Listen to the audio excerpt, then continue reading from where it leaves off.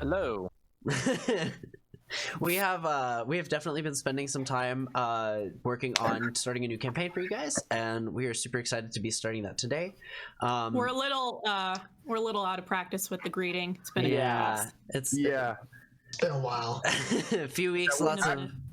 Actually, when you asked if you're ready to start, I didn't even think about, oh yeah, we're recording things. So, I was like, you're like 3, 2, 1. And I'm like, wait, what are we doing? But yeah, so confused. Welcome to House Rules, where a bunch of us nerds from kind of east-west coast of the U.S. just come together and play some D&D with each other. We will be starting in a kind of new place, new time period, about 500 years after our last campaign, and a number of things like that. Also, we know that Mother's Day is coming up, so happy Mother's Day. We love all you wonderful moms, so mwah. Thank you guys for all the hard and wonderful work that you do. With that, I think we don't have a song yet, so I think with that we'll just go ahead and start. So let me go ahead and play our music.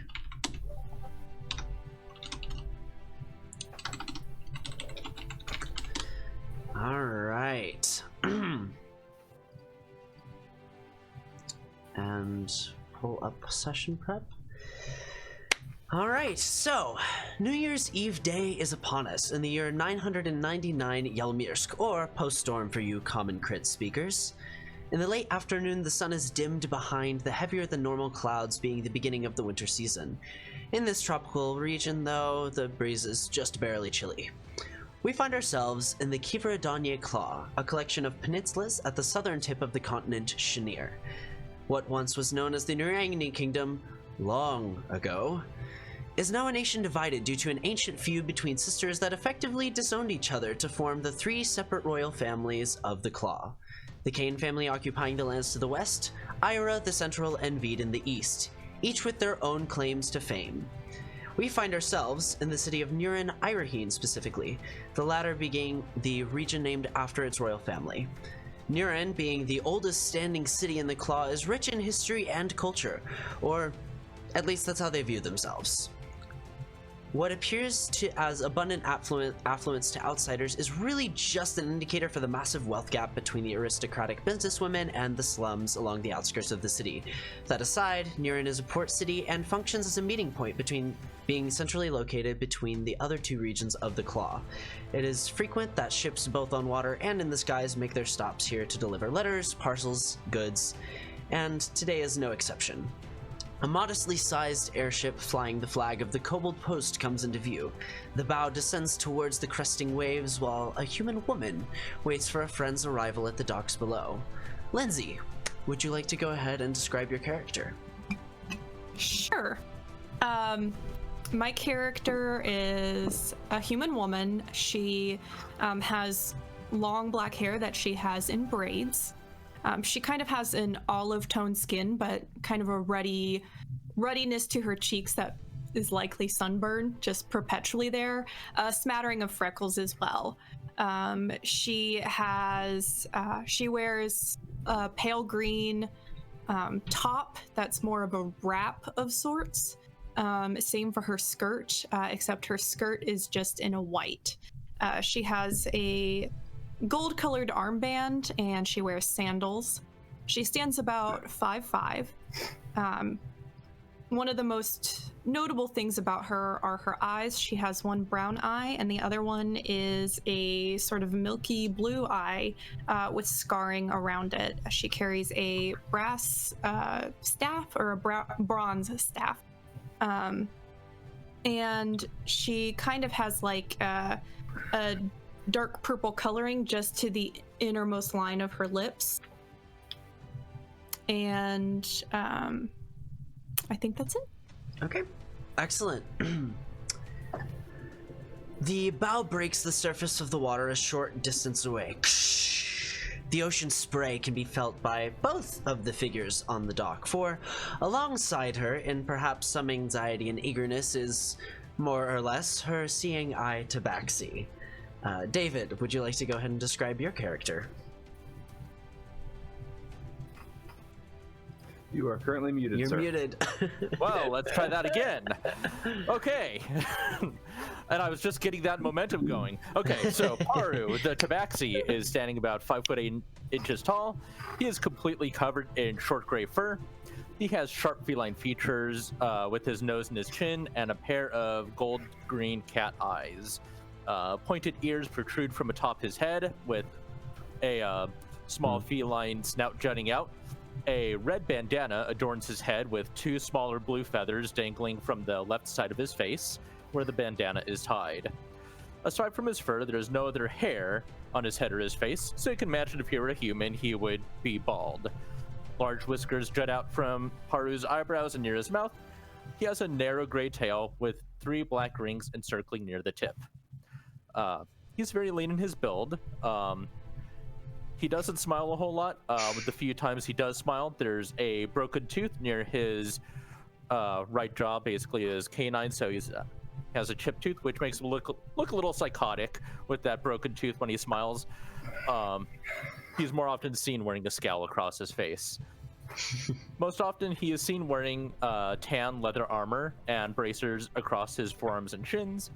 Trying to match better with color variation in society, he will sometimes wear more colorful clothes, but they still often have more practical purposes, such as allowing camouflage, so he'll usually be wearing earth tones to kind of blend in with the surroundings.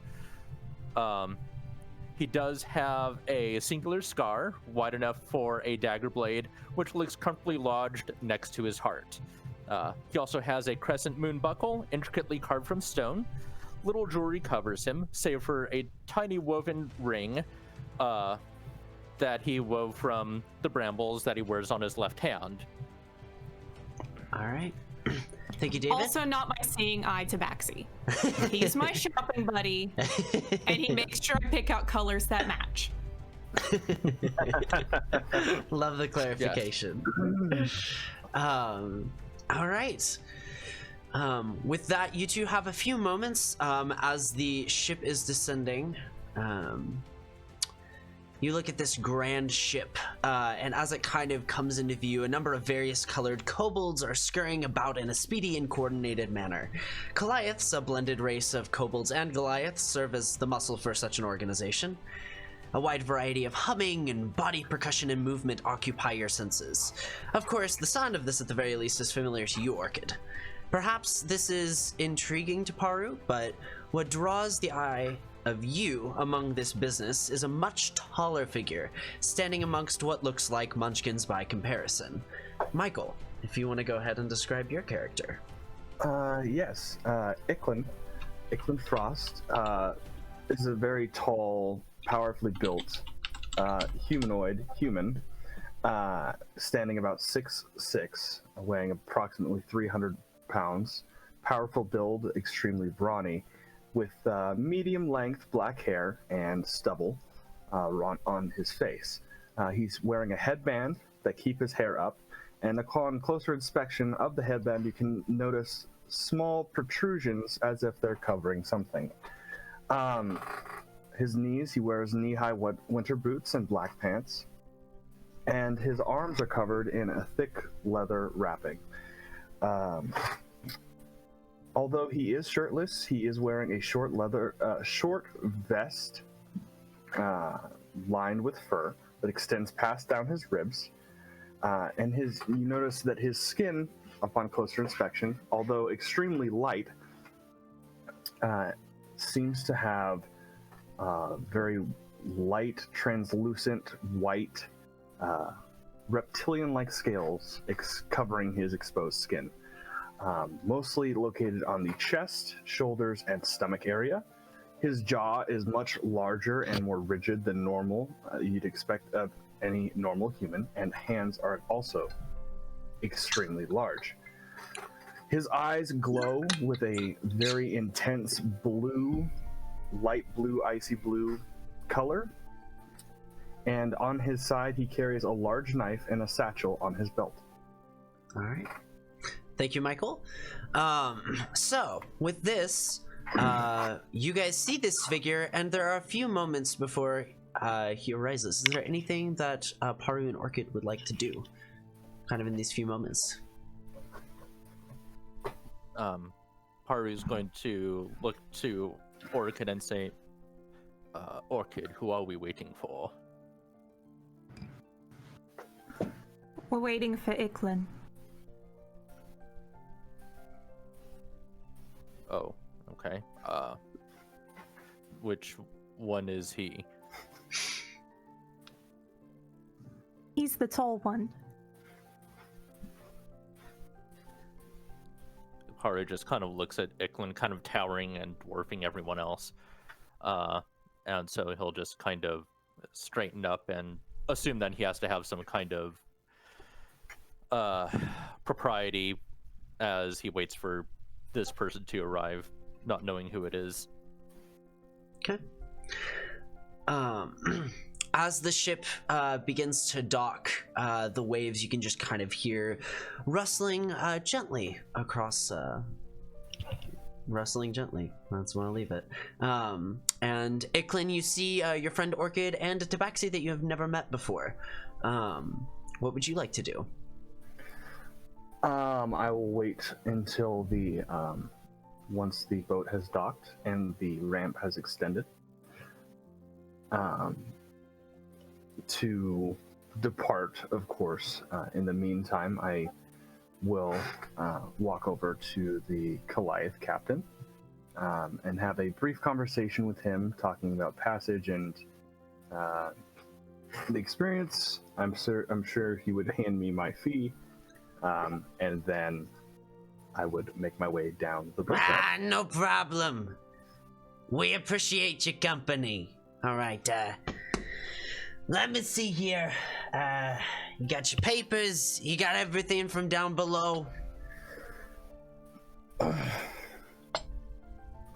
Yes, I do think so. All right. Well, great. We wish you a good time. I assume we'll be seeing you soon. Or at least I'll be hearing from you from one of the other ships. So expect some fun stories from you. And kind of does like a quick rhythmic tapping of the body and claps. Respond appropriately. Okay. Well, I appreciate it kindly. Iklin will make his way to the boat ramp, and he will take a small veil out of his satchel and place it as he is now moving into this society. And he will half cover his face, his mouth, nose, and ear. Okay. On one side. Excellent. You approach your longtime friend or short-time friend, depending on how you want to perceive it. Long time, it's kind of up in the air. And as the three of you make contact, what are you doing? Orchid, good to see you. So good, so good. Yes? What have you been up to? Hello, Iklin. It's nice to see you. What have you been up to? Still working the docks, I see. Yeah, unfortunately. Well, perhaps you can tell me all about it, and maybe things, if we make our way to the Opal. Yes? Yeah, I hope you don't mind. I brought Paru along. He likes seafood. Ooh! Paru, yes, your name, Paru? Oh, he kind of looks a little confused as far as being addressed. Yes, I am Paru. Very good. Shake hand, yes? Yeah, he reaches out to try to match the proper behaviors. Iklin grabs it and takes it vigorously. Oh, yes, I can see. You have a little bit on the scrawny side, don't you think? He'll take his hands and kind of tap your arms a little bit on the sides. He kind of allows Iklin to like pat his shoulders, but he kind of shoots a glance over to Orchid but he's like, no, I won't say anything. The Goliath captain from aboard says, I think that's a bit rude, don't you, Iklin? Perhaps. I'm just being friendly, though. So, well. All right. The best way to make friends is to make them uncomfortable and just have them live with it. Paru just kind of Paru just kind of reaches out and like hits his shoulders too, but instead he's like reaching up. And it's like, you have very broad shoulders. Is that how you greet someone? No. Oh, Sorry. I'm sorry. Paru's from the middle of nowhere, and well, Iklin is from Nildan, so I imagine there's some cultural issues. Nildan, great place. No need to visit though. It's not worth visiting. But a good place to come from. All right. Well, I imagine it can't get any colder. Well, it depends on where you come from. It's very cold in the north. But there is It's been a minute since I've seen a map, but isn't Nildan pretty north? Yes. It is north. But from here, I think the best way to travel, well, we came from northwest. You do this way, and he'll point in the general direction, thousands of miles towards Nildan. Just to be clear, I have no idea where you're pointing. I'm aware, but it's that way. It's for the Tabaxi friend. Your name again? Okay. Your name again, sir? What? Paru. Oh, Paru. I am Paru. Yes, Yes, very nice. Paru. It is nice to meet you. Yeah. All right. With that, I assume. I'm Spamished. I was about to say. With that, I assume you all make your way over to Serena's opal. Yes. All right.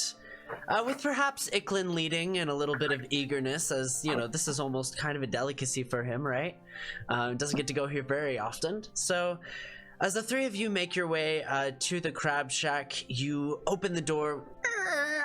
A little bit creaky. The sea breeze, you know, takes its wear on some of the more coast-adjacent buildings, shall we say? And it's nothing fancy in here. In fact, this is one of the locations that's more. The patrons are more male than female, which is not super common in this culture. And so, as you kind of make your way in, there are a number of Goliaths, a number of humans, plenty of Illithrin or half-elves, as many people know them. And Serena, you can hear from the kitchen go, "Oh, I'm so glad you made it. I heard you were coming. Iklin, right? Yes, Serena, good to see you. You doing your special?" Yes. I'm so Maiden's glad. feast, please. I'm so glad. Okay, I will start on it in just a moment, all right? And I see you, Orchid. You getting your normal too? You can try something new. I know you're adventurous. Just the usual. All right, wonderful. And you're a newcomer. I haven't seen you around. What's your name? Oh, yes. Hello, my name is Paru. Wonderful. Well, what you all's doing standing up here? You need to sit. She walks you over to a table. Yeah, he'll follow and have a seat. All right. Do the rest of you sit down as she kind of gestures to the table? Yes. Yes, I will wait until she gestures and then I will sit. Okay. All right. Wonderful. I'll get started on that right away, and your waitress will be over in just a moment, all right? And she kind of bustles to the back room where you begin to hear a number of commands being shouted. Torn! Start up the flames! We got a feast to make! Paru looks over to Orchid and Iklin and asks, was I supposed to tell her what I wanted her to do? Wait until she asks. Hold on, David. You're real quiet. Let me bump you up a little bit volume-wise. Could you repeat that for me? Yeah, Paru was just looking at Orchid and Nicolette and saying, was I supposed to tell her what I wanted, or was I supposed to wait until she asks me what I want? Oh, yes. For you, you would wait until she asks. You don't want to be rude. All right. After a few moments, you all are approached by a half-elf Illithrin who comes over. She seems kind of quiet. Maybe today is a little bit off for her. She's a little heavier set with this really like full auburn hair and these very like vibrant green eyes, like more so than normal. She has sunburned tan skin, and she kind of comes over and says, "All right, what am I getting for y'all? What you need?" Oh, you two've been here. I think I need your order. Sir. Sorry, just changing headsets. You're good. Is this any better? It's a little better. Okay. Yeah, Paru will look to the waitress, and he'll look over to Icklin and point him and say, whatever he is having, I will try one as well. All right. Probably in a smaller quantity. Smaller amount. All right, I can do that for you, no problem. We'll do a half size. We'll do the lunch portion. So let me just write it down for you. And then what are we getting to drink today? We do have a wonderful UC Estrathetto brand wines in stock. I will take That's good. your preference, please. Well, all right. She writes down and kind of smiles. Paru, what are your guys' passive perception? 21. Okay, but you can't read. I can't read. Yeah, passive perception. That's the downside. My passive perception is I can hear that pencil though. Oh yeah, 100%. That sounds like an H.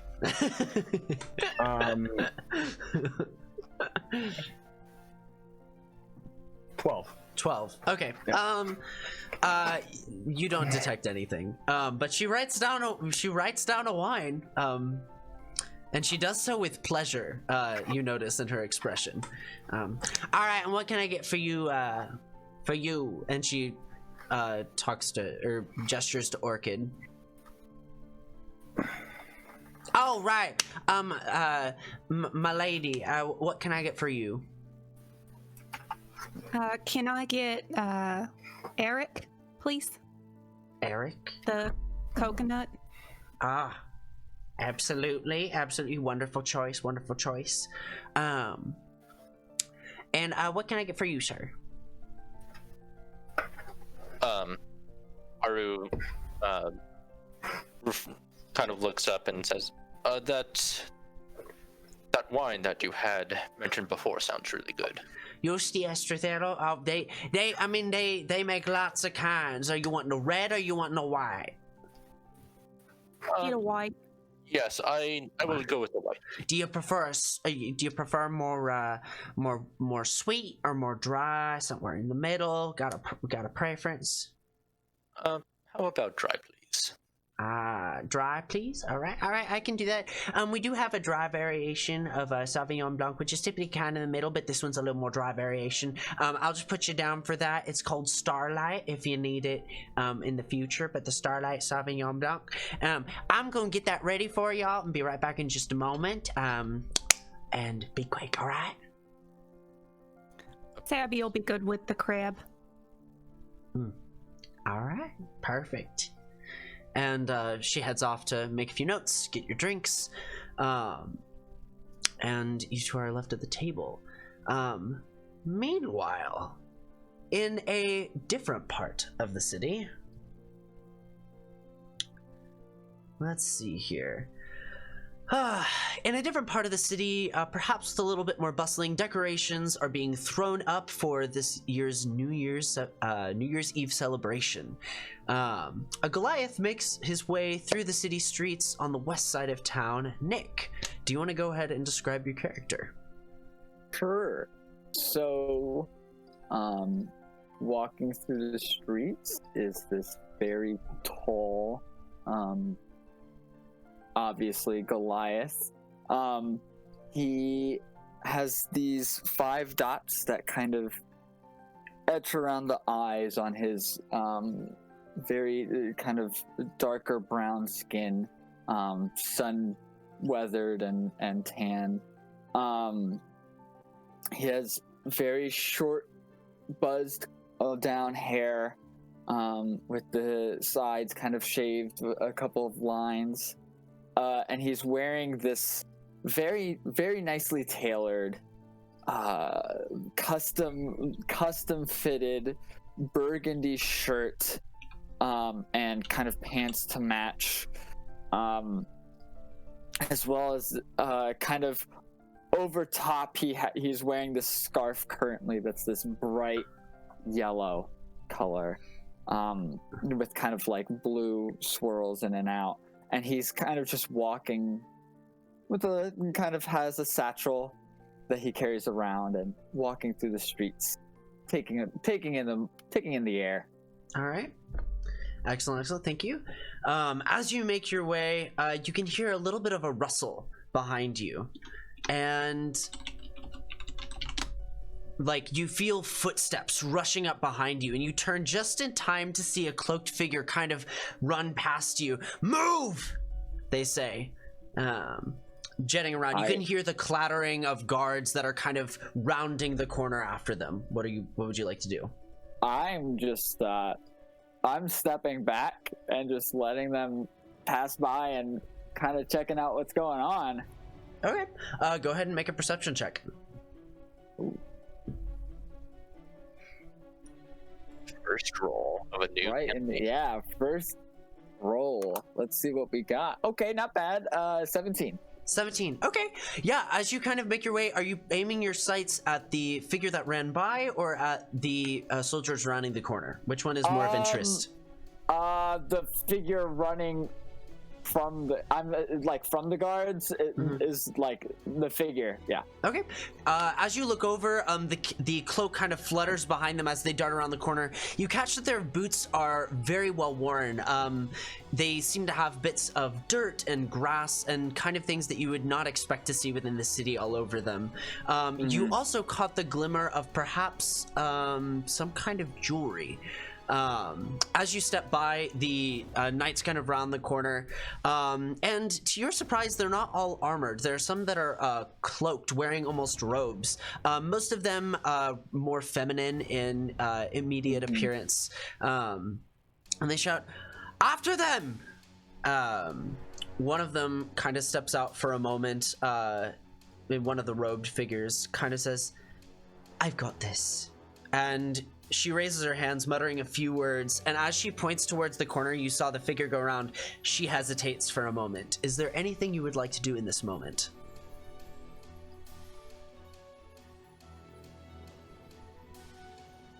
No. I'm just going to step back into the crowd and continue to watch and see how this all goes down. There is no crowd. It is basically you between you alone. Oh, okay. It is very uncomfortable. In that case, I am going to walk away. Okay. I'm just gonna walk away. All right. Yeah. As you kind of walk away a little bit, you can hear her stutter over a word that she utters, and the spell, which initially like expresses itself in like green magical vines wrapping around her fingers, and you can see like her target area where they were about to sprout from the earth kind of fizzles for a moment, and you hear her kind of curse under her breath, and she kind of like stalks past you very, very quickly. Okay. Along with the other knights that just kind of continue in that direction. You can hear a figure nearby that's of like wind rushing by that seems to echo. We have an Aarakocra that is flying down an alleyway, perhaps excitedly with some amount of information. But as you do so, you round a corner of one of these alleys, almost running into a cloaked figure running. And as they slam into you, they fall down, and a female human's face is revealed as the cloak, as the hood is cast off for a moment, and she has this kind of dark, like flat braided hair that just kind of stretches down, and she looks at you and holds herself in a very like almost like a postured way. It's kind of odd. What would you like to do? Oh, actually, Luke, if you want to describe your character, let's get to that. Yeah, so Caden is a birdman. He wears a nice fine suit on most of the time. He is a large black bird. His feathers transition to a more brown around his chest and face and along his neck. He has a large white blaze over his left eye, and he has a nice bright yellow beak that transitions to brown as it goes up his face. Typically wears a nice, what would be not fine, but they're very formal clothes that he wears. Beige pants and a bright red vest on him, along with a white undershirt. And yeah, that is what Caden looks like. All right. As you crash into each other, she falls down and says,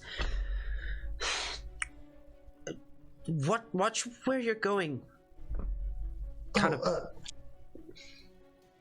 I apologize sincerely. I'm so sorry. I did not see you, and I did not see you coming around the corner. I'm so sorry. And you just see him scrambling. He like picks up a book, and he tucks a feather in it, like a bookmark basically, and he's just kind of scrambling and picking up his things. I'm so sorry. I did not see where you were coming around the corner so fast. I'm very sorry. She quickly pulls up her hood and kind of stands up and brushes herself off a bit, and you can hear the guards and the guards coming behind her, the clattering of the armor and the swishing of their cloaks. Would you like to do anything as she starts to kind of dart through a different way? Seeing this, is there like he'll just create a small minor illusion basically, and he'll just make the area where they would be coming down, he'll just make it look empty, like they're not there. Okay. Wow. All right. Nice. So you do this. I'm gonna make you go ahead and roll. Let's see a deception check. Okay. To see how well you're able to craft this in a way that is viewable from a 3-dimensional focus, because you're talking about appealing to different points of view here. Yep. That is a 16 that I rolled. Okay. Nice. As you do so, the guards kind of clatter through, and the hooded woman I described earlier kind of goes over. Did you see anything?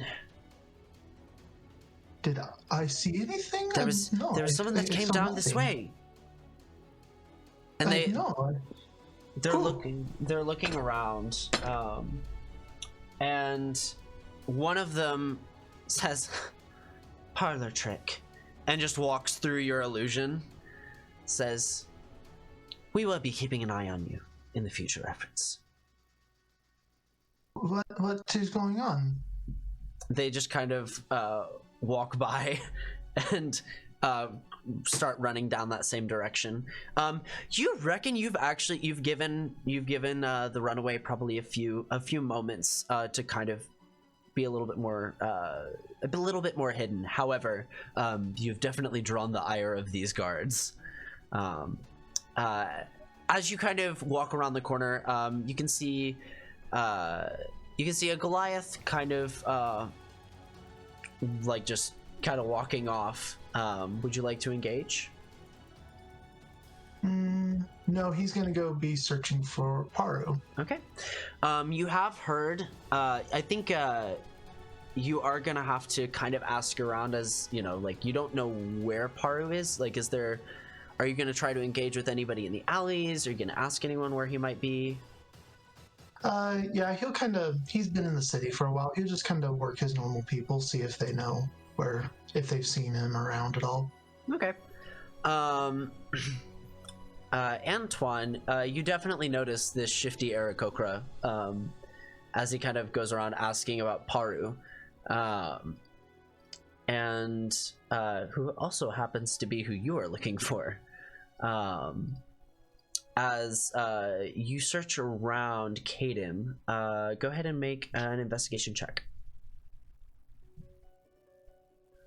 Because talking to the right people... Okay, excellent. That is a great roll. It does require a little bit of effort to find the right people, if you know what I'm saying. But you are able to do so. And they say they saw Paru headed south towards the port with that human orchid that they... that's kind of a bit of a foreigner. She's been here for a while, but they're not super familiar with them. That she's kind of mysterious in their eyes, and they say this with the utmost of respect for her. But yeah, they say last we saw they were headed towards the port. Thank you very much. Thank you.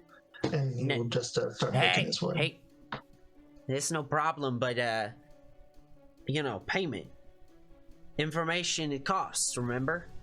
I pay you every time. You know I'm good for it. Nah, exactly. That's why you're gonna pay me right now. Fine. And he'll toss him 5 gold. Your patronage is much obliged. And he kind of steps back into the shadows of the alleyway. I assume you start making your way to the port? He does. He starts flying that way. All right. Antoine, what would you like to do? I would like to just follow on foot and take my stroll. I'm assuming I did not hear any of that conversation. I was too far away. If you're following about, I mean, that's kind of what Antoine has done a lot of his life, is carefully observed. Yeah. So, I mean, you can definitely make a perception check to see how much you heard. That was a nat 20, so... You heard every moment. You heard every word. Yeah, I know what's going on there. I'm just gonna slowly stroll my way to the port district. All right. Excellent, excellent. Speaking of which, back at Serena's Opal, your drinks have made their way out. The wine is rather excellent, as it always is, especially Icklin. You not being perhaps a connoisseur of wine, this is, you don't necessarily detect all the undertones, but it is a very, very pleasant wine for you to experience. As are the other drinks for Paru and Orchid. Maybe a little bit more of a palate on you both, depending on how you take it. But the food comes out, an array of fresh, smoked and fried and grilled crab. It appears they've kind of given you the works. And there is definitely a nod to Orchid in this expression. You reckon Orchid's probably one of Serena's favorite customers. But besides that, what would you all like to do? Well, Paru's going to enjoy the seafood, as cats are wont to do. And he will idly mention, speak with Icklin. So, Icklin, so what brings you here? Oh, well, I work as an escort and sometimes part-time for the kobold post, but I am kind of do my own thing on occasion. Escort like security, not... Yes, I do not entertain the whims of many of the kobolds. And believe me, there is many whims on long journeys. As you specify this, all three of you notice that there is seemingly a Goliath male that kind of coughs and blushes a moment and kind of hides his face in the menu. Yes. So, not that type of escort. I work as a guard or a personal guard and escort to protect for piracy and other things. And on occasion, I do work part-time for the kobold post, but mostly I enjoy travel and exploring and finding new things. And so that's kind of what I do in my free time. And I don't have to work for the post on a regular basis. That is fascinating. Yes, I would not have assumed any other type of escort where I grew up. There is no such thing in the Grove, so I would not have assumed that. But, Oh, Grove? Where are you from? well, I'm from a grove just north of Kane. It's a long story, but I just grew up in the wilderness to the west. Oh, yes? I moved here with someone who has since. Well, how is everything tasting over here? Oh, most delicious as normal. Wonderful, wonderful. This is very good. Oh, I'm Thank so you. glad. Absolutely. Orchid, is everything to your liking? Yes, it's great as always. Wonderful, wonderful. Is there anything... And she kind of just sits back and she says, that was supposed to be the crab scampi. And she looks over towards your waitress. And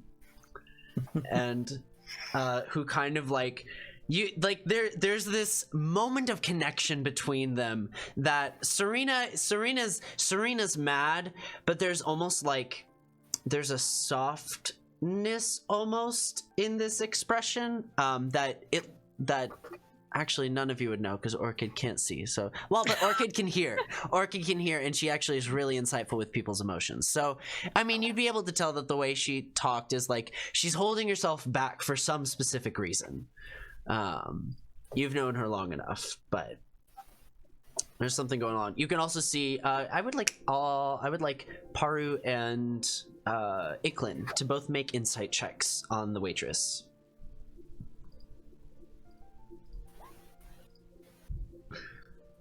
12.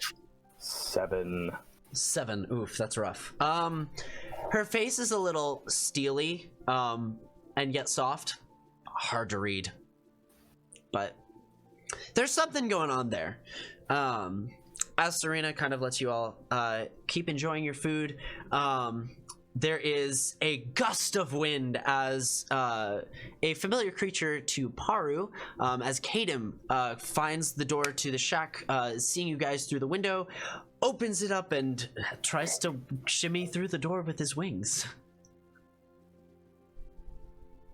You're muted. You're muted.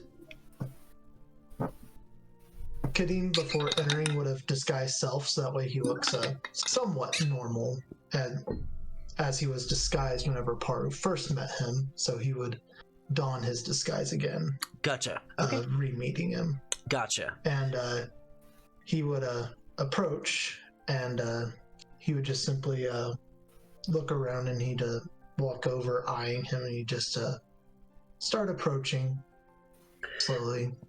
Okay, so he doesn't see an Aarakocra. Go ahead and just briefly give us a description of this Elias that Kadem has. Or Kadeem, my bad. So he's just a slightly taller, half-elven man, a little bit older, and he appears to have the garb going from his ear down to his mouth. And he just wears just normal-seeming traveler's clothes with a cloak over his head and around his back, and he just kind of enters in. Okay. I will say it is a little awkward for you to fit through this door. Like, your wings are disguised, but they are very much physically still there. So I am going to require, let's just say a stealth check. I think a nuanced stealth check fits here. Disguise the fact. 12. Okay. You come in, at one point your wings kind of catching you guys hear a as he comes in, a little bit of a jerk from his body that doesn't make sense with his physicality. A couple of the patrons kind of look at you very oddly and then kind of go back to their food, giving glances. One of them kind of looks at you in like a knowing glance and squints his eyes, but besides that, you know, everybody's kind of letting you be. He simply walks over and he's just like, hello, Paru. I was wondering if I could borrow you for a moment of your time away from your friends that you're having dinner with. Oh, hey, Or who is this? oh, this is someone that I've met, and I've asked to get me some information that I was unavailable to get. Yes, if my apologies. Could I have a few minutes alone with this gentleman? Mouthful of crab. You're asking me to leave my food? No, not you. I only need to speak with Paru. I would leave myself. You're excused, Paru. He kind of bows his head quickly at Orchid, and he stands up to follow Caden. Is it Caden or Kadem? Caden. Kadem. Okay, sorry. Okay.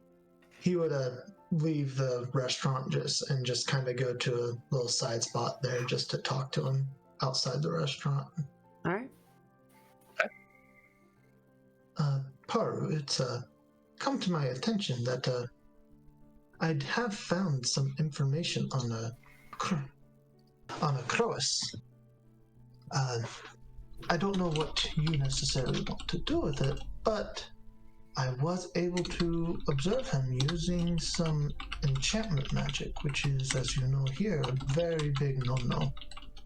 So, I don't know who he was necessarily using it on. I didn't know who the person was, but I did definitely see him enchanting someone, and they were not aware of it at the end. This was very unusual magic from what I have read. It's not normal. He's definitely been able to augment his spells somehow. I don't know how he did it. I see. Well, did you identify the person he did it to? I don't recall. I was unable to find out who it was after the fact. They wandered off and I was not able to gather who they were. I see. But knowing this information, you could be locked up for a while. Well, I can't go with this information alone. You would surely be able to get out of it, being of his stature that he is. Yes, that seems to be the case. Oh, thank you for the information. As I've mentioned, it's you are to do with him what you feel is necessary. I point the badger in the direction of the viper. You do what you want. I'm sorry, what was that? You know that he is wealthy. You can do what you want with him. I will, if you want to keep me updated, I will try to pursue it from my end, but as I might have mentioned, I can't get very close to him. Ah, I see. Well, that is very well. I think I might have an idea of how to make him accidentally reveal himself. Maybe figure something out with that. I have an idea. That would be helpful. All right. I need both of you to make a perception check. Right. And Antoine, I need you to make a stealth check and whisper it to me. Ooh. Whisper it through 20. Roll20. Or, I guess, if you're using real dice, 23. that's fine too. 20 and 23. What's your stealth check, Antoine? I'm gotta check. You can my, text it. You can message it to me if you want.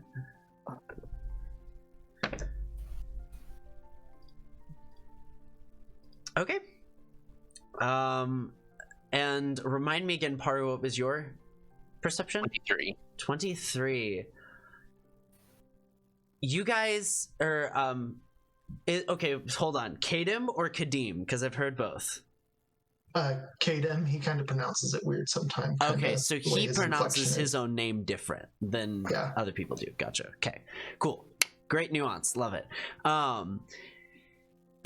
Kadim, you don't notice anything particular.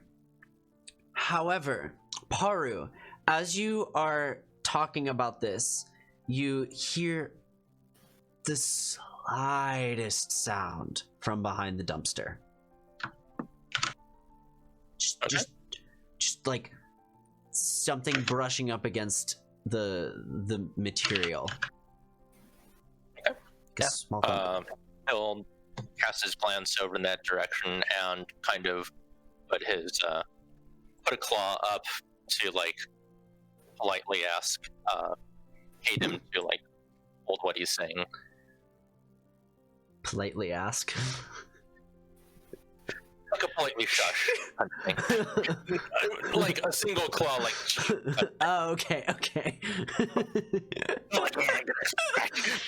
Would you like me to have my feathered friend take a look?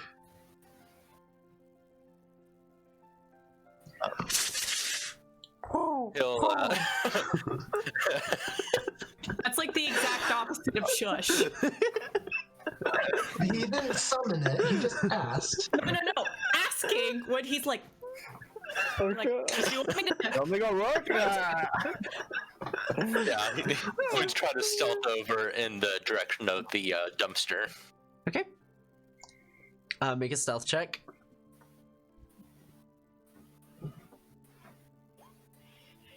$21. Okay. As you stealth towards the dumpster, Antoine, what does he see? I'm already turning. I would imagine I'd already be turning the corner to the restaurant's entrance. Okay. So he would just catch my shoes and my walking away. You see a pair of affluent shoes and pants too short, but good pants, like well-made pants, just too short for whoever's wearing them. Walk around the corner and into the restaurant. Is this the garb that Paro would have recognized Antoine in before? I mean, you could definitely make an intelligence check to see if you remember it. I mean, like, everybody here dresses flamboyantly to some extent, for the most part. It's a very common attire is to combine interesting colors. Yeah, I would say you're like, I think that's Antoine's clothes. That's your thought process. Okay. Haru looks over to Hayden and says, that is someone else I must speak to. If you'd like to join me and my friends, we're having some very delicious food inside. I suppose so. If you... Alright, fine, I guess. Fine. I will just sit on the end of the table. And, he will go ahead and follow. Okay. And then... Antoine, when you make your way into the restaurant, what do? You notice immediately upon stepping in that everybody kind of looks at you like, oh, big shots here. But then some of them kind of recognize you after a moment. I'm gonna be just walking around and just chatting it up with the locals that I know. Like yeah. a couple shaking hands and like kid runs past, pat him on the head sort of deal. I'm just walking through, seeing who I know who's here. All right. Antoine, it's so good to see ya. What? Oh, it is We so hardly good to see my you. friend. It's been so long. What you been Oh, up it to? Oh, just same things as last time. Ah, It's quite hard, making sure that who am I kidding? Nothing that I do is hard. Nothing feels hard. nah.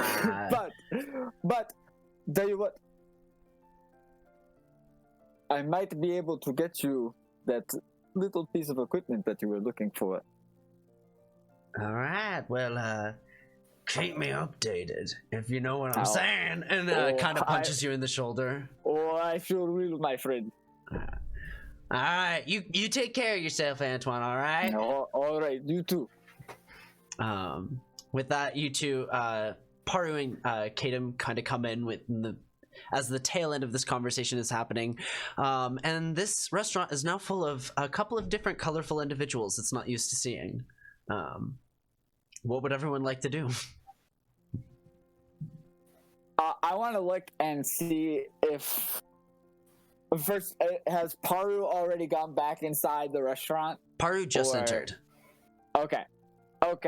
I'm gonna catch eyes with him and just continue making my rounds around people that I know. Okay. And just watch where he sits. Okay. All right. Kaden will follow Paru, and he'll pull up a chair. So that way he can sit on the end. So that way his wings can sit comfortably. So that way they don't have to necessarily touch anyone. People will continue talking as they approach town of Orchid. And then the female kobold said on the very many stories. Oh no. What is the joke? They said, what is the difference? Oh, hold on. Oh, goodness. I can't. Oh, it's so bad. But what's the difference between when you are horny and you're hungry? What is the difference between when you are horny and hungry? Oh, no. And she says, where you stick the cucumber.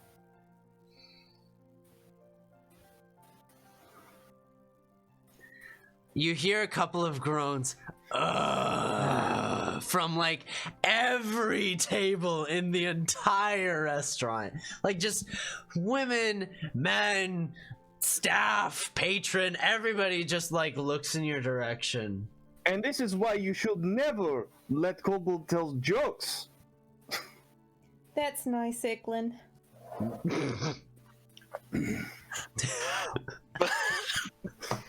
Damn it. Paru goes over to the table with Icklin and Orchid and says, my apologies for leaving the table. This is my friend and acquaintance, Kadam, who is helping me with some information. Kadam, this is Icklin, and this is Orchid. It's very nice to meet you all. I am Kaden. It's a pleasure to meet you. And he'll just sit down at the table. May I ask, what are all of your names? I just told you. Icklin. I wanted them to introduce themselves. I was trying to... Oh. Ja. Icklin Frost. Nice to meet you. Icklin. Nice to meet you as well. I am Kaden, as I obviously have already said. Yeah, not really important right now.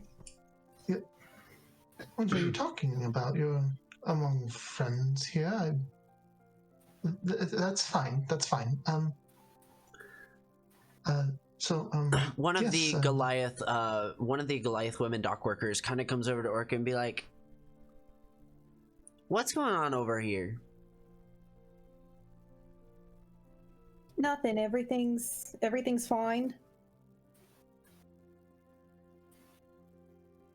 All right. I think I'll pull up a chair. Y'all are interesting.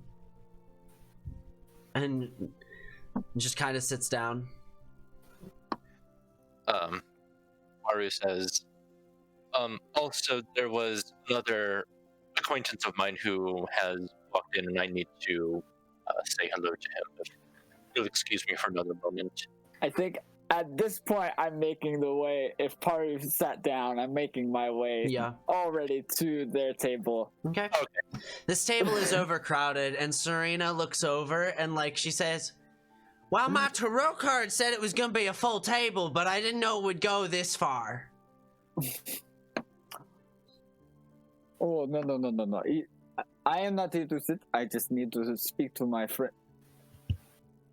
All right. Oh. Well, it's no trouble. You need some crab cakes. We just made a fresh batch.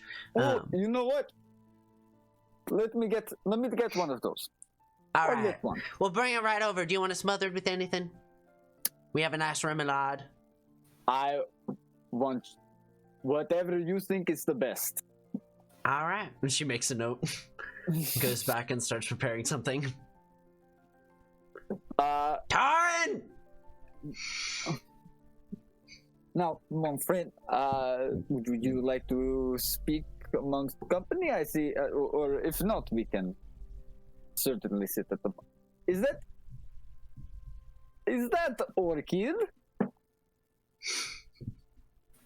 Hey, Antoine. Oh, mon fleur, you sound so disappointed to see me. You know each other. Oh, yes. Quite a while. Yeah. In passing. Oh, do not be so cold.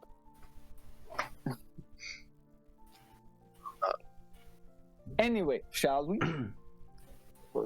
The Goliath Alright, woman just kind of looks looks. The Goliath woman kind of looks at everyone and says, "Like, y'all have zero manners."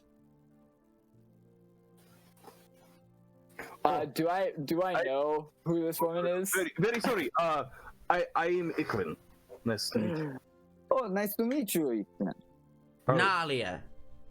Nice to meet you. She gives you a firm handshake that like is semi-crushing. You're strong yourself, but like this is a very, very strong person. As she tightens, I will in turn also tighten. And God. She tightens a bit more. I'll keep going.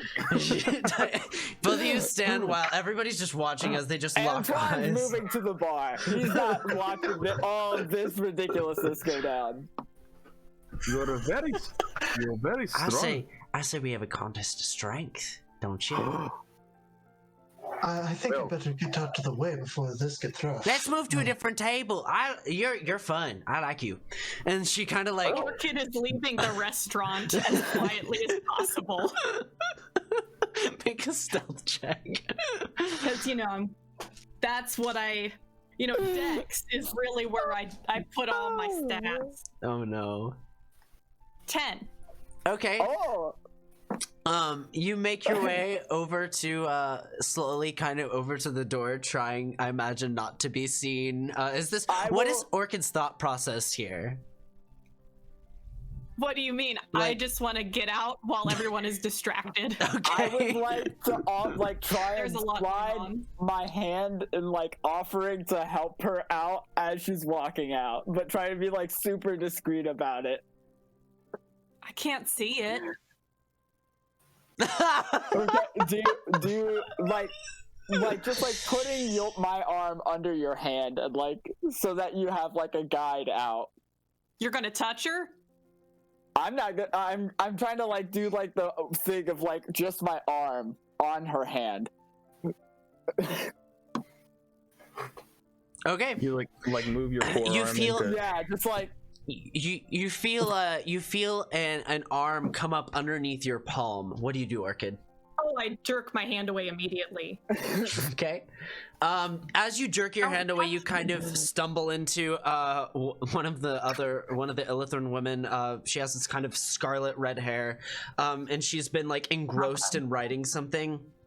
She's been by far probably the quietest person here, and she's wearing kind of this pair of spectacles and looks up. Oh, You all right there, hon? Sorry. Oh, you're fine. Yeah, I'm okay. You're fine. I just, I don't blame you getting out of here. This is a lot. It's a lot. She just kind of looks at Yeah. all the activity.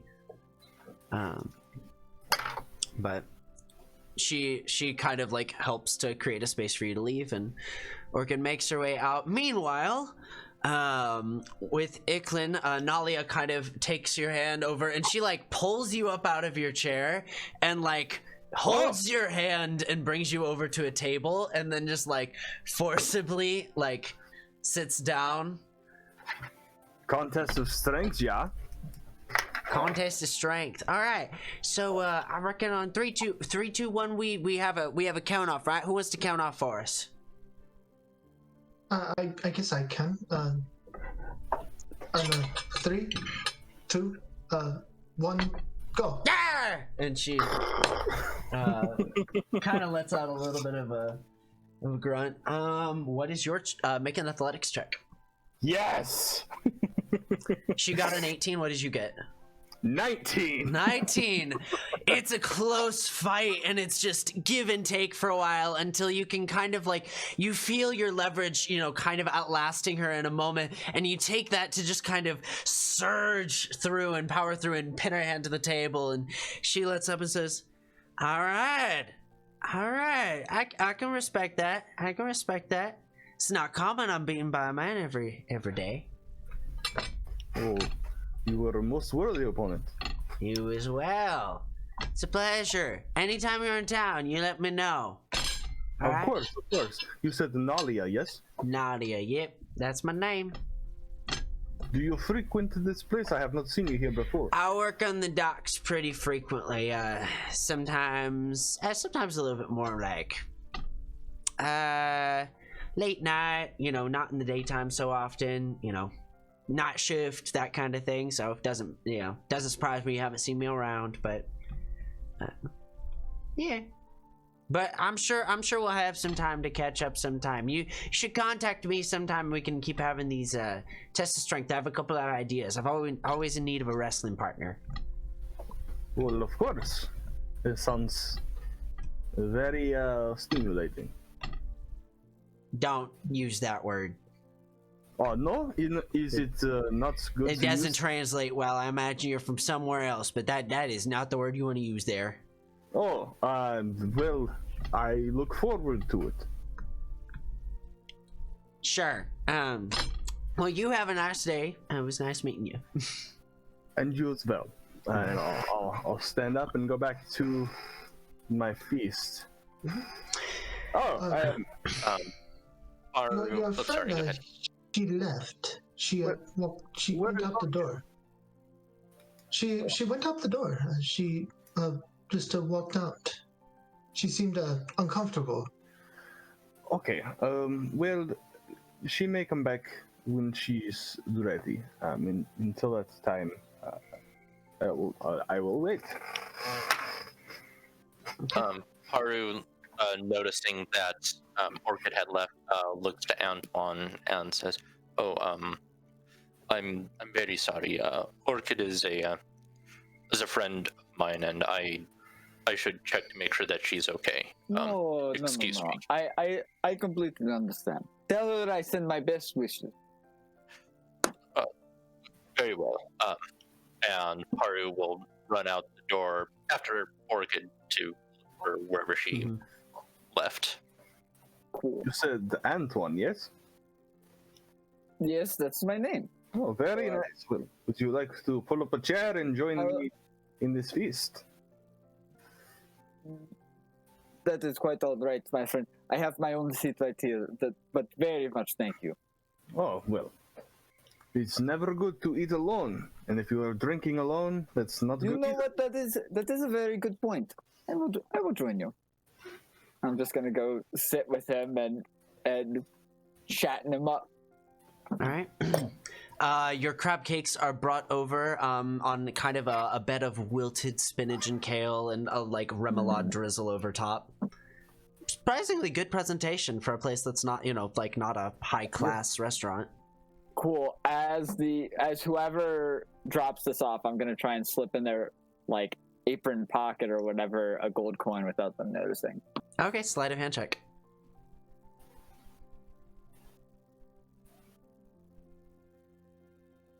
Oh, that's really good. 25. 25.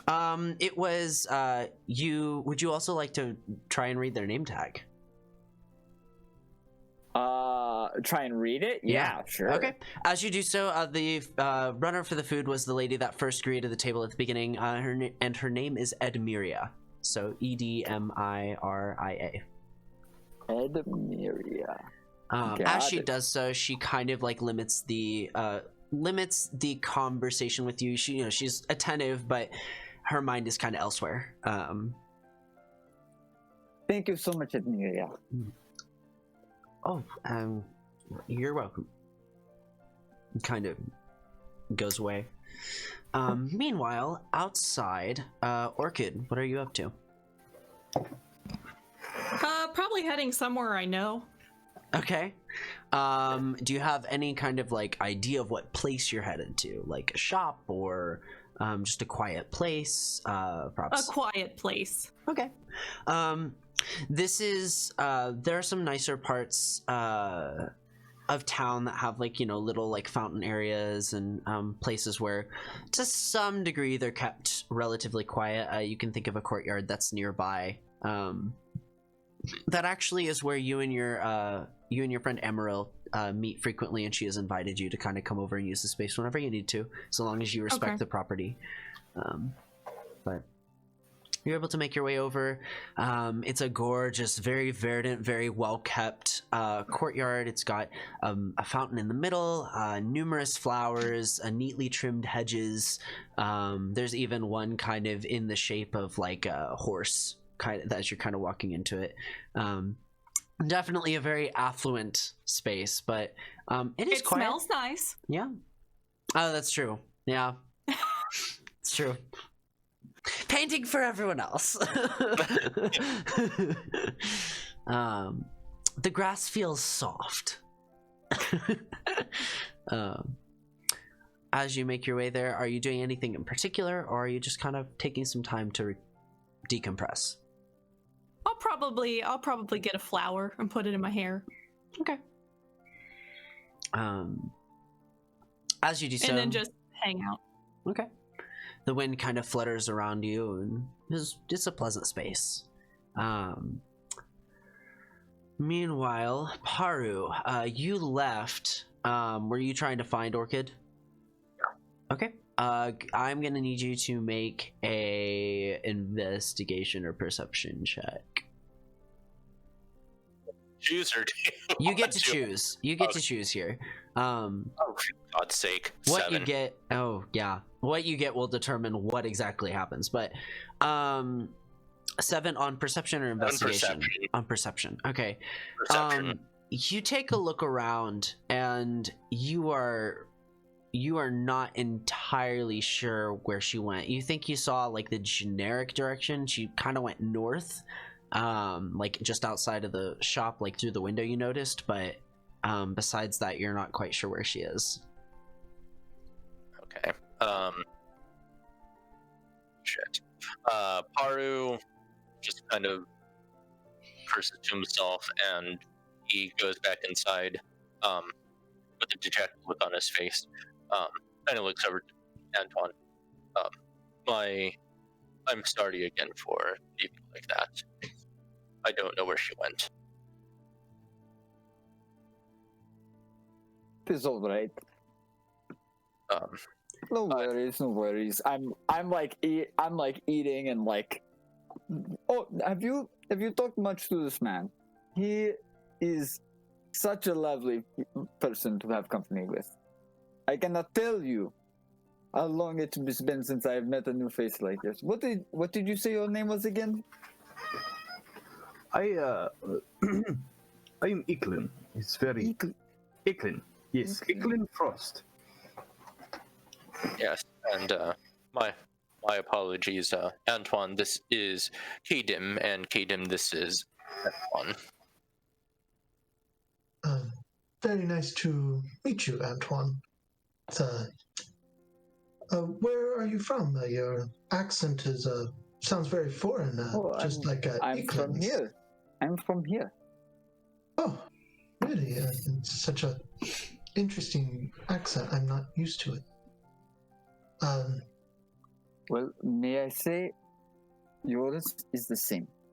So. Yes, that would makes much sense. Anyway, I do not want to take up much time. So I'll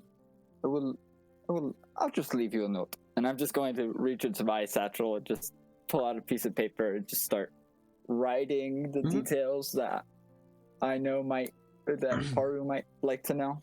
Okay. Do you want to just go ahead and express those verbally, just for Paru, but... Yeah. So, basically, I'm letting you know that, the man you're looking for, is taking a trip into the woods outside of town, later tonight. And,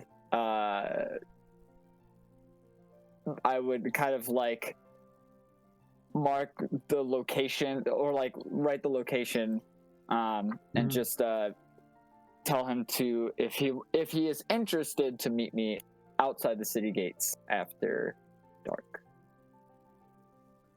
Arda will look at the note, kind of confused, and then he'll look at Kaden, who also gave him some information which seemed to conflict, and he looks kind of confused by this information. And he'll say, Antoine, perhaps maybe it would be best if you stay? What do you mean?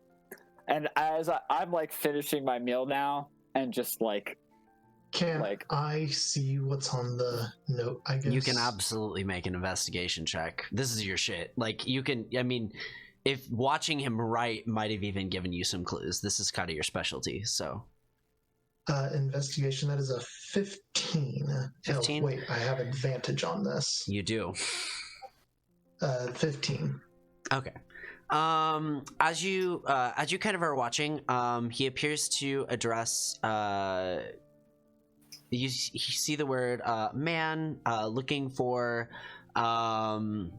something about the evening, a meeting. You catch kind of like, words here and there, but not the full message, but you catch enough to kind of get a sense of what's going on. Okay. Yes, I know this may be awkward for you, Lynn, and I apologize, but I've asked for a couple of these acquaintances to help gather some information on someone who has a couple people who have hurt me deeply, and I'm just getting information right now. I want to slowly, as like he's talking with him, I want to kind of just slowly weave my way out of the table and start like heading out. Anton, please stay. We should obviously know where this is happening. Oh shit. I do not know, unfortunately, what you are talking about, my friend. It was delicious. The food was amazing, and he's just going to like put 2 coins on the countertop. Yeah. For the crab cakes, and then. All right. Much obliged. Antoine makes his way out. Iklin, Paru, and Kadem, kind of finishing up your meal. You do get the bill, and minus the 2 coins, you are looking at about a 3 gold meal. They kind of pulled out the stops, especially with the wines and stuff like that. So. Right. I also picking up orchids because she left. Yeah, and that's included in that 3 gold. Okay. So So whoever wants to contribute to that, whether you each take gold or whatever, how that works. I do not pay. I did not eat. All right.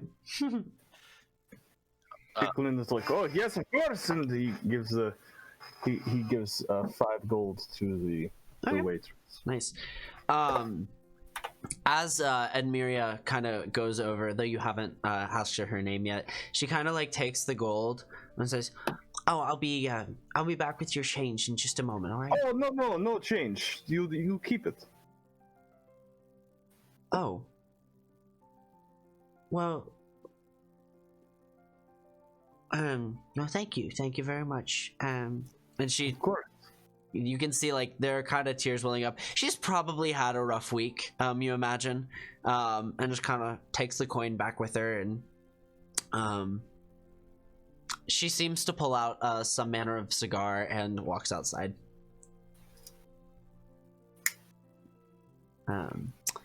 Meanwhile, in the courtyard with Orchid, your friend Amaryl kind of comes out. Well, Orchid, I didn't expect you to be here. Sorry, is this a bad time? No, it's absolutely fine, hon. Are you okay? Yeah, I'm okay. I was just trying to find a quiet place. Oh, well, do you mind if I sit with you? I promise I'll be quiet as a chipmunk. Yeah, that's fine. Wonderful. She just kind of sits. You can hear the creaking of a bench that she sits nearby, close but not too close. You can hear her kind of slurping from a wine glass. Though I don't know how quiet chipmunks are. Chipmunks are pretty quiet when they want to be.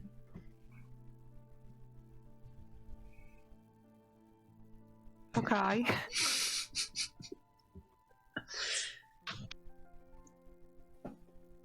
And I'll just kind of relax a little bit.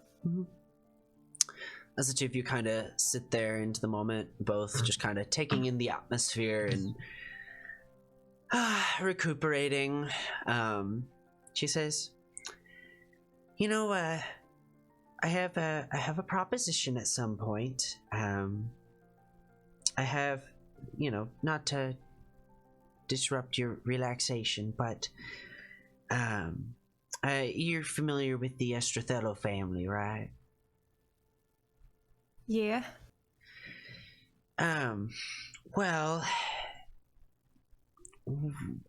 us and mine and our company, we're not so sure that their dealings are entirely above the table, and we're not asking you to investigate or anything, but if if you stumble into anything of corrupt variety about them, would you just let me know? Just so I can be on the lookout, and maybe just protect the people of this city,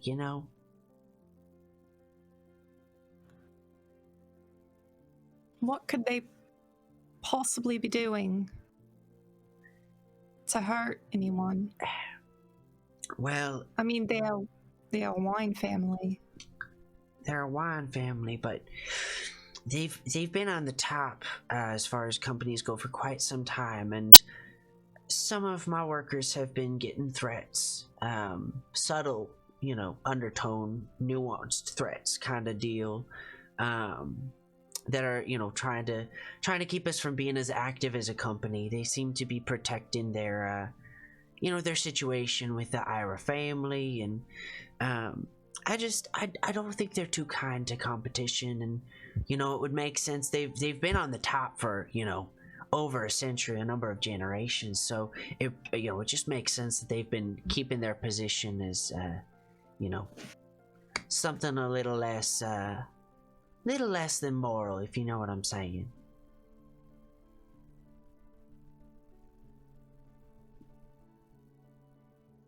I don't know what I could do, but I guess I can keep an ear out. That's all I ask, darling. I don't need anything beyond that. It's really appreciated. I know you're a good heart and good soul, and well, I just care so much for you, Orchid. And you can definitely, like, I would say she is feeling more friendly than she has in the past right now. Like maybe not manipulative, so like exactly, but like there's a little layer of friendliness that you're not used to from her in this situation. For one reason or another. She quiets up though and continues to sip her wine in her courtyard. Okay. Meanwhile, Antoine, what are you up to? Or are you gonna? Yeah. I'm going home to change. Maybe see a couple people on my way. Basically make some dinner and prepare for tonight. All right. As you make dinner, you also remember that your father is in town tonight. And as you clatter the pans and whatnot, you hear a knock on the door. Oh, 1 minute. Just like getting the heat situated and everything, and then I'm gonna come to the door and just, Mon père! It is my boy! It's so good to see you. It has been so long. It has been so long, Papa. And he grabs your face. Come in. You try to gesture to him, and he just fights past your arms and grabs your face and kisses you on both cheeks. Papa. Come on, come inside. Dinner started. He's carrying a large pack. He's got a little bit of gray and black, pepper and salt in his beard that he's kind of coming through. His aging is, showing relatively. Still as strong as ever. Those Goliath bodies, but he comes in and just kind of relaxes on the chair. I see you've been doing pretty well for yourself. Now, you know that it's not true. I just make enough for us to live comfortably here. That's fine. I'm definitely smoking a cigarette while cooking, by the way. Like, I like full like apron jaunt going on, like open button t-shirt, like absolutely. Window open. All right. Okay, yeah. You're gonna give me a puff. Just Papa, one. I thought you quit. I thought you stopped. Would you? You're right. I'll hold off. I'm just gonna toss him the pack because I know he'll probably try and like take one later tonight. You know me too well, my boy. And grabs you have a match nearby. I'll pass him the matchbook too. Okay. All right. Slice it up. And he takes a few puffs before kind of settling down. I really am trying to limit my intake. I know it's good for you, Papa. What you making? Your favorite. Steak stew? I lift a spoon of what is steak stew and let him taste the seasoning. You used plenty of pepper, right? Always, Papa. I know that's how you like it. And you make it how you like it as well, right? I am fine, perfectly fine. You can't take care of anyone else if you don't care of yourself. I take plenty care of myself. Believe me. That's my boy. Kind of sits down and starts eating his stew. Cool, yeah. once that's situated, I'm gonna eat a little bit and then go and get changed into kind of a more discreet looking kind of Oh. like kind of like a black, very light cloak, Mhm. and then like kind of like gray and black, like garment, probably gray garments, Mhm. and some like boots. All right. You not dressing festive for the evening? Unfortunately, I must work, Papa. Ah, always work, always work. I know, but soon. And I'm like gonna give him like a kiss on the cheek, on the forehead. Just soon, we will be able to have a much more comfortable life, and I will not have to work, and you will not have to work, and both of us shall be fine. Cheers to that, my boy. And Yeah, I'll head out. I will see you tonight, Papa. And just leave into the night, or I guess like dusk, because the sun is setting. I guess. Okay. Air. All right. As you exit your house, and we'll go ahead and say that the time that has passed between dinner and all that, you're already kind of into the evening. Meanwhile, Paru, Iklin, and Kadem, is there anything in particular you all would like to do as the evening kind of rounds about and the festivities for the New Year's Eve festival begins? Paru, are you going to be having me join you tonight? May be beneficial for you to join. I've asked him to investigate my ex-fiance, the woman that she left before Nuren, investigating her husband. Crows. Crovis, yes. I asked him to investigate cresting, but he appears to have found information on Crovis instead, which conflicts with yours. Oh, really? How so? Looks like he is going to be traveling on the outskirts of town. Not so much about him casting any enchanting spells or any kind of magic. So maybe it's not conflicting, but I figured that you would have found out about Crowis's whereabouts if you were actively looking at him. Unfortunately, when I found out, there was some guards running nearby, and I had to skedaddle as well. So I had to make quick haste as well. So unfortunately, I was unable to figure out as much information as I would have liked. That's fine, and I did not mean to insult your ability, especially since I have no money to pay you with. So. That is all right. I am very certain Croas will pay well at the end of all of this. I am very confident.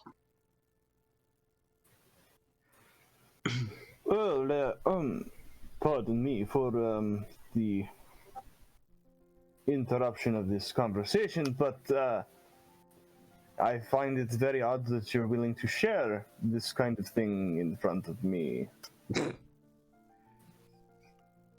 He trusts you. He is my boss. If he trusts you, I have no choice. Well, I'm just saying because I have only just met Paru. Although I am quick to make friends, I find it interesting you trust me so readily. Well, you are a friend of Orchid, and Orchid is probably the only person in town that I trust. Oh. That I've known for more than a few months. And besides, in all fairness, what more have I told you other than I saw someone practicing illegal magic? What more have I told you? Correct.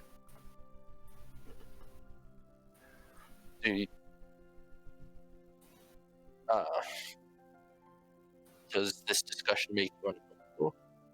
Oh no, not at all. I just find it interesting. It seems slightly out of place that you are so willing to share. But if you would like to trust me, like I suppose I am still more than willing to be here. I wouldn't want to intrude or be in your presence with this discussion if you considered it rude. I'd like to be courteous. Sure, and it's so Antoine has sort of told me that I need to be better about being discreet and less trusting, but that is a work in progress. I guess since I'm just now realizing this, does he know anything about what's going on, or have you two literally just met? I was under the assumption that you two knew each other. Oh no, I met him very recently, about a few hours ago on the dock. Ah. Yes. I see. Also, considering it's been a few hours, just kind of realizing this, my disguise self spell would have worn off, and you now do see a Birdman. Would you have tried to like dart into an alleyway at some point, or? Considering it's been a few hours, it wouldn't matter. I probably would have ran out of charges. Okay. Well, no, I'm saying like, would you have like been out in the open and transformed, or like you would have understood like, oh, time is ticking on me, like, or would you have kind of darted into the alleyway to be less like more discreet? Oh, he probably would have just walked away and came back. Yeah. Okay. He walked away, came back, claims to be the same person, looks entirely different. Not suspicious at all. So you changed yourself, yes? It's, you stand out very easily when you're a Birdman in this city. There's not many people like me who do also what I do. Then why would you change yourself into a bird person? Because this is my true form. Oh, so you changed that. The elf that you saw was my disguise. Oh! Very nice. Yeah, that is very different from how I first met you. Well, how else do you think I got up to a church tower so easily? Come now. I got pretty. But, yes, we probably should make way. I am actually going to go change as well and prepare for tonight, because I imagine we will be meeting Antonio. Anton? Is that how it's said? Antoine. And I will be meeting him there as well. Very well. Haru will kind of describe. He'll kind of repeat the directions rather quietly to Kate. Meet us here. Okay, I will do so. I need to know to myself because I don't know where I'm going. It's easy to get lost in a big city like this. I know from experience. Yes, And he'll dart off and he'll go change, and he will later meet them all there. All right. Well, what I have a festival is we probably all meeting back together sometime tonight. Yes, if you'd like to accompany me, I know that you just arrived here yourself, so it must not be very fun to be alone. Right. If you want to. Of course. I will more than happily accompany you. I was planning to be with Orchid, but she seemed to have walked off on her own, and knowing her, she's probably would like to be alone if she said nothing while leaving. So I'm sure that we will see her again later when she is ready. Yes, that makes sense. But yes, come, let's enjoy the festivities until you must do the thing you must do. And until that time, You can tell me all about your life and what you do for a living. Oof. That is quite a long story. I think the most common thing that you can say that I do, that at least the people that I understand speaking around here, they call me a vagrant. So that is what I do, for lack of a better word. But my life story is a bit too long and too detailed to repeat right now. All right. As the evening stretches on, the sun sets, and the festivities begin along the various roads in the center of Nuren. Orchid. As the evening falls, you realize that it is reaching close to that time. Are you still just kind of relaxing in the courtyard? No, I've got to do what I've got to do. Okay. You make your way amongst the crowds that are just starting to become active. Make your way to the alleyway that has been pointed out. And as you get there, you are met from the shadows. A woman, let's see here. Was she part drow? If I recall correctly. I think I just wrote half elf, so that's up to you. Okay.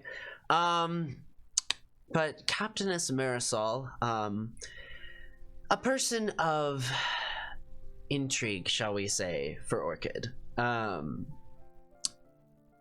comes up to you and says, "Well, I expected you to be here, but not so early. Thank you for coming, Orchid."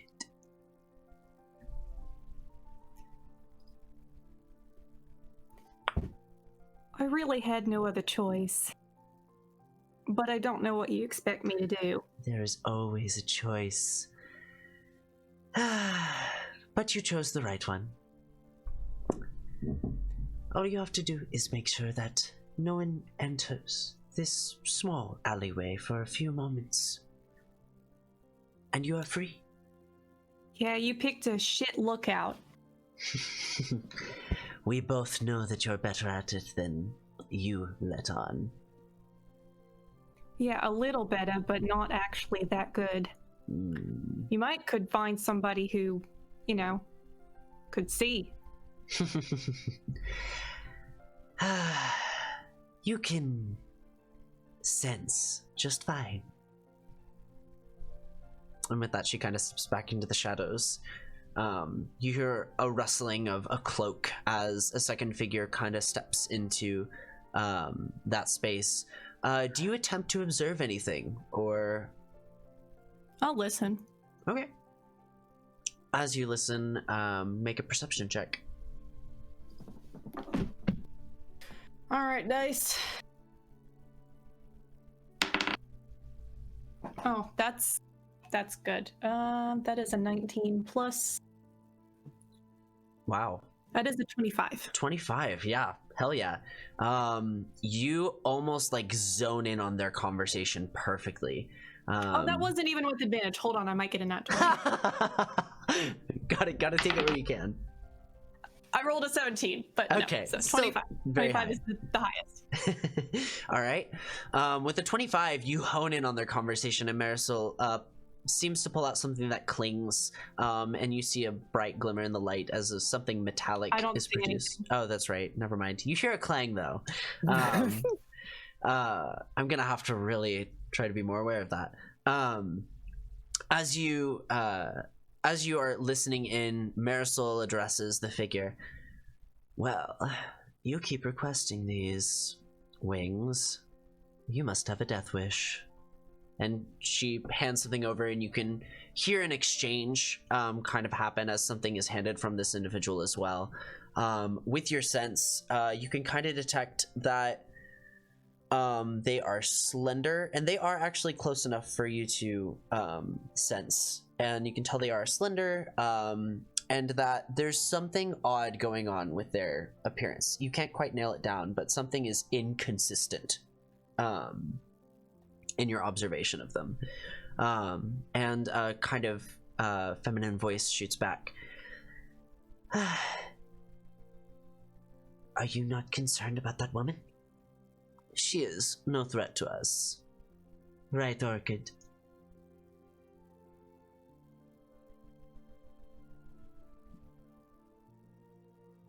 Right then.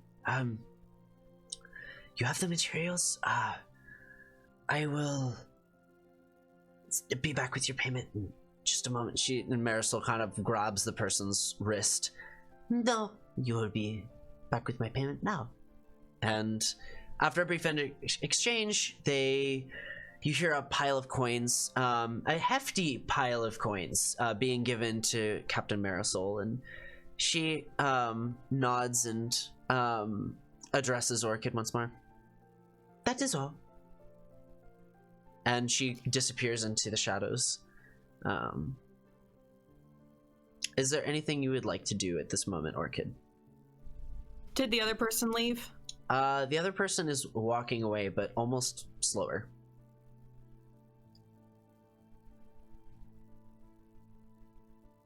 Which direction is that person heading?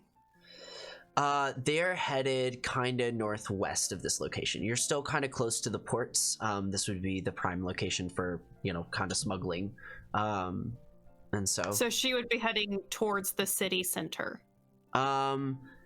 Technically she's headed more towards like you guys are kind of like the south central area. She's kind of headed like northwest, like almost to the outskirts, if you will.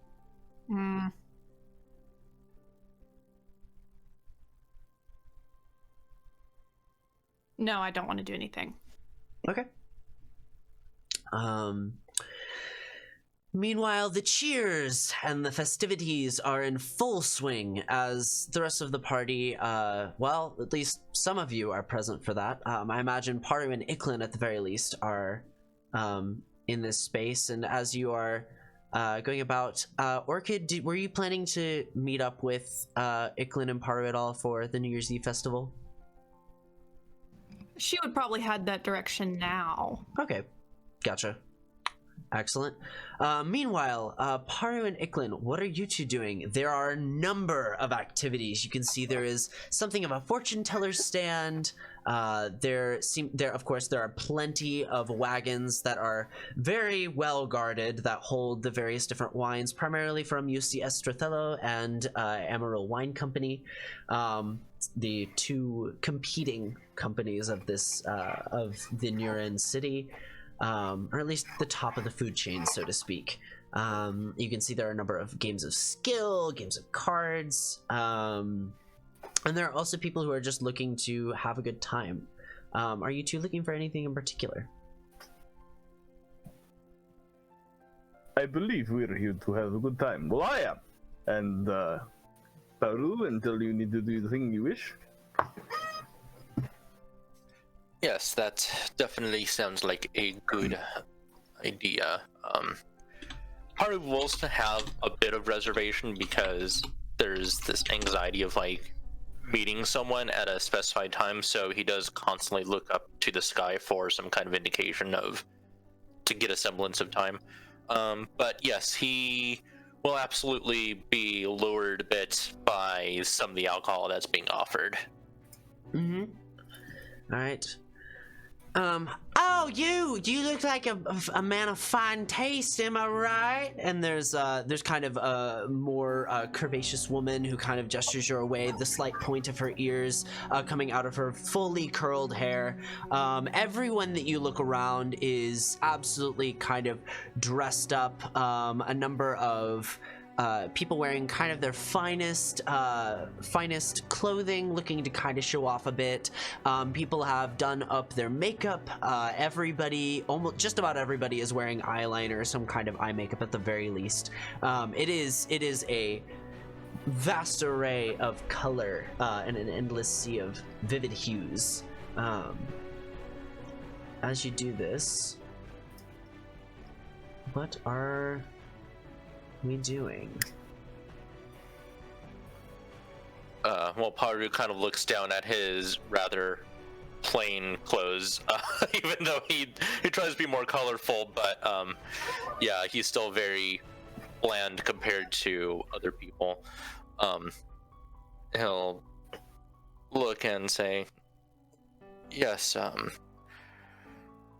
if you have, what's the word? If you have something hard to give me, I will absolutely take that. And whatever my friend Irahin here would like. Yes. Hard alcohol would be preferable, I think, if we are to enjoy the festivities. And he will raise his hands. You're talking like liquor? We do mostly wine here, but we do have stronger wines if that's your thing. Paru looks over to Irahin. What do you think? We're discounted. Discounted? What does that mean? Well, we are just, we're just hoping to help everyone celebrate. You know what I mean? Expose our wines to everybody. Everything is discounted when you come to an Estrathello wine wagon. Everything. Oh. Irahin, what is discounted? It means cheaper than normal. Oh, well, I don't have much money, so that works for me. Well, perhaps a fortified wine, yes? Something sweeter and more alcoholic. Of course we can do that for you. And she pulls back and pulls something out. This is a primo wine. We love it. It's a Moscato, but it's like reduced. So it's got a stronger flavor. It's got more alcohol. It is perfect for what you're thinking. The whole bottle is going to be 3 silver, and that's it. 3 silver discount, you take it. I can actually afford that. So of course you can, because it's UC Estrathello. You're speaking very loudly. Of will course take a I am. bottle. I've had a few wines myself. Right. It has nothing to do with your advertising campaign, yes? Absolutely not. And you said it's Astello, right? Estrathello brand. We are the premium brand, have been for over a century. Close in with the Ira family. You pay for our wine, you are getting a direct link to the royal family of Irahin. So what you're telling me is I should drink Estrathello wine, yes? Estrathello wine, yes. Estrathello wine. Yes, wine. do you want a second bottle? Of course, and I'll yell as loud as you. And they bring up 2 Estrathello wine bottles for you. Estrathello wine bottles for everyone. As soon as you say that, you have about 10 people that go like over in that direction, and a couple people start coming over and like, is this guy serious? Is he buying people wine? And just a number of people are coming up to you, and like, this person is kind of pulling up the wine. All right, so that brings your total up to 3 gold. You're getting 10 bottles that are being shared amongst all these hooligans. Sounds delicious. All right, you are charged 3 gold as the wine bottles are divvied out. Everyone, take a bottle. Enjoy the wine and the festivities, and remember to always be kind and love one another. Cheers! Haru's mood gets like immediately like glum when she talks about getting closer to nobles and the aristocrat, and he'll just kind of look at the wine bottle very like disgusted, but he won't throw it away. He'll just like not open it and drink it. As you all begin drinking at this Estrathello wine party, there is a wagon that's not 100 feet away where like that has like the Amarillo Wine Company crest on it, and they all look to each other and they grab like wine bottles and like turn them into like they basically what they have, yeah, like Molotovs, and like you can see them sprinkling like colored powder inside or something of the sort, some sort of metallic material, and they're throwing them up in the air and creating like makeshift fireworks that just kind of As they do so, all of them kind of cover their heads for the glass. Seems a little dangerous. Is anyone selling metal umbrellas? I'm saying. Yeah, Paru is going to try to like duck away from any glass shrapnel that may just fly, even though it's 100 feet away. Some may still sprinkle in their direction. Mm-hmm. But and then they bring out what looks to be some sort of fire baton twirler in front of their little stall. But you've incited a bit of a competition show here between these two companies. That was the intention, yeah. Okay.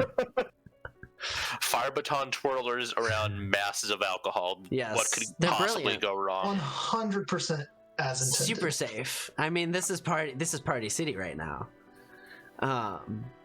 They're trained. They've got certifications. Please, I'd like to see your forklift certification, please. Thank you. All right. So with that, you begin making your way. Antoine and Kadim, both of you kind of have a different course of action here, but you two are not making your way towards the festival, correct? I'm weaving my way like through the festivities, but I'm not like. You're not participating. No. I'm kind of just like friendlily walking by as I'm making my way to the gate. All right. You're not partying with your dad? No, my dad's old. And he's at home. He can still party. I got work. Kaden is flying overhead and probably gets momentarily flustered by the fact that there's suddenly fire bombs basically going off in the sky, and makes very avid attempt to get far away from it. As you are avoiding these fire bombs that are randomly thrown into the sky, you do look down and you can see Paru and Iklin at one of the wine wagons. Antoine, you similarly notice these two individuals very loudly, not discreetly whatsoever. Not too hard to find them. I will say, Antoine, since you are on the ground, and actually there will be something for Kadim too, being in the air, but both of you experience something a little interesting. There's an old man who kind of steps out of a tent and looks at Antoine and makes eye contact with him, and he's kind of like the definition of like kind of that old sage. He's got kind of one eye that looks a little like the lid is a little slack from age. His eyes are kind of this grayish color that almost seem to have like specks of silver in them. And he looks to you and just kind of gestures into the tent and just kind of slowly and frailly walks in. Oh, if I'm done with my makeup already, I'll follow him in. Okay. Yeah, you've already got your makeup on and your face disguised to some degree. Wonderful. Kind of make your way in. And actually, I think now is a great time for a break, as he lights a few candles and the tent door shuts behind you. And I get some music set up. So, with that, we will be back in a few moments. I guess it won't be a few minutes for you guys. We'll just splice this together, but see you soon. Fantastic. Welcome back for us. Not so much for you. But right. Antoine, as this individual stands before you, you can see they're kind of dressed in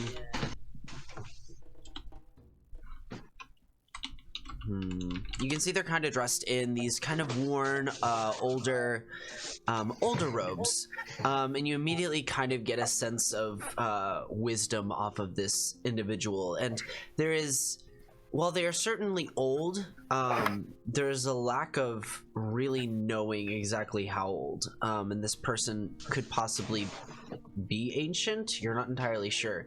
They don't have any sort of pointed ears that would suggest any sort of elven heritage, which of course would suggest some longevity, but there's just something different about them.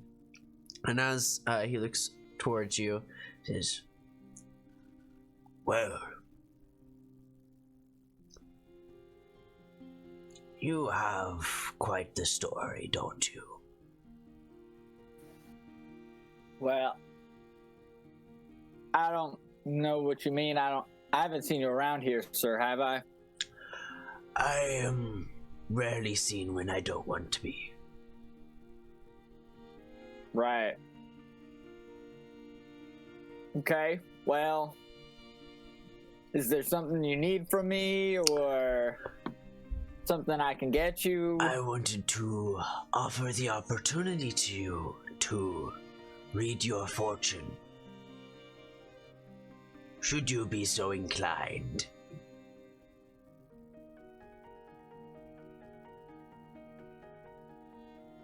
I'm gonna look in and around the tent that we're in to see if he's pulling my chain, or if like if there's something hidden under the table, or like like if he's gonna pull like a trick or something.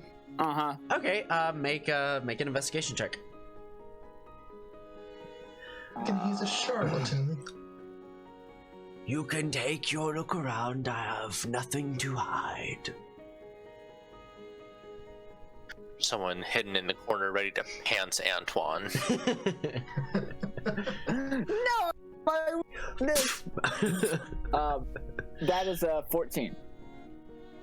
14. After taking a decent look around, you notice plenty of mystical objects. Many that are very, very old. There are a number of different candles that all look to be made of almost like different components. Like they include more than just the wax in them. There are a number of charms around this tent. And strangely enough, you can't hear the music outside as you spend time here. And other than just a few incenses being burned, there doesn't seem like there's anything like there's any sort of mechanical or tricky aspect to this. Why would you want to read my fortune? I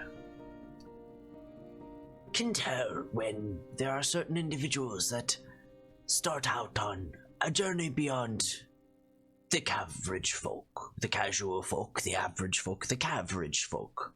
Yes. Anyways,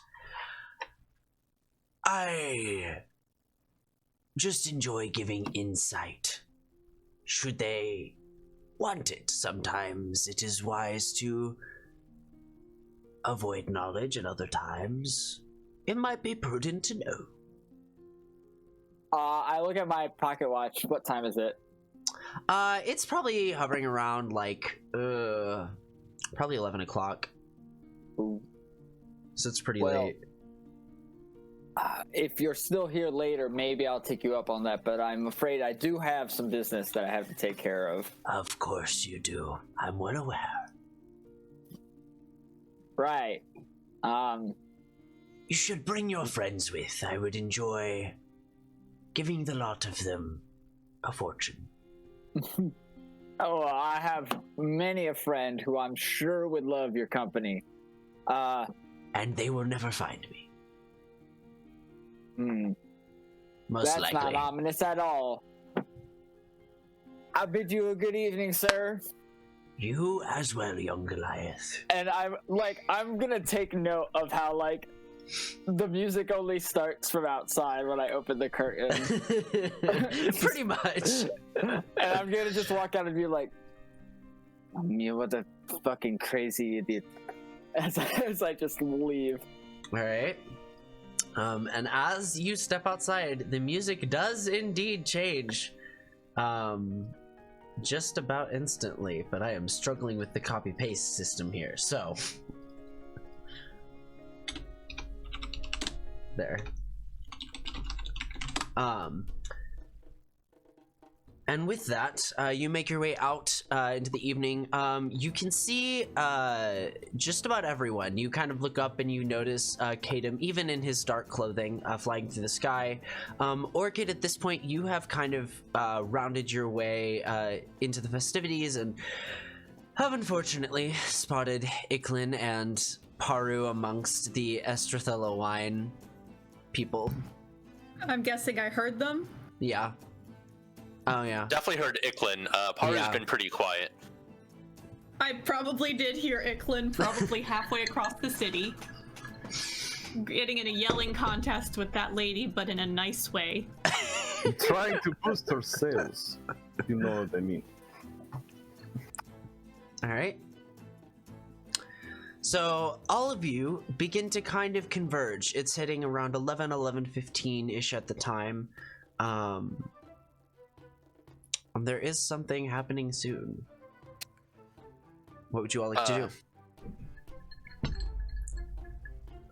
do? If Orchid has joined Iklin and Paru, he'll first check on Orchid and say, Orchid, are you okay? Yeah, I'm fine. How much do I owe you for the meal? Nothing is fine.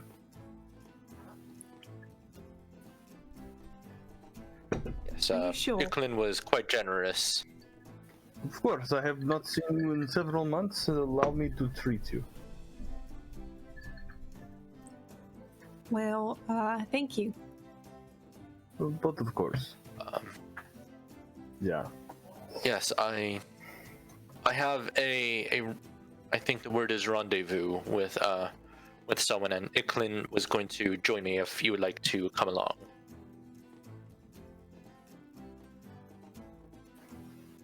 What kind of rendezvous?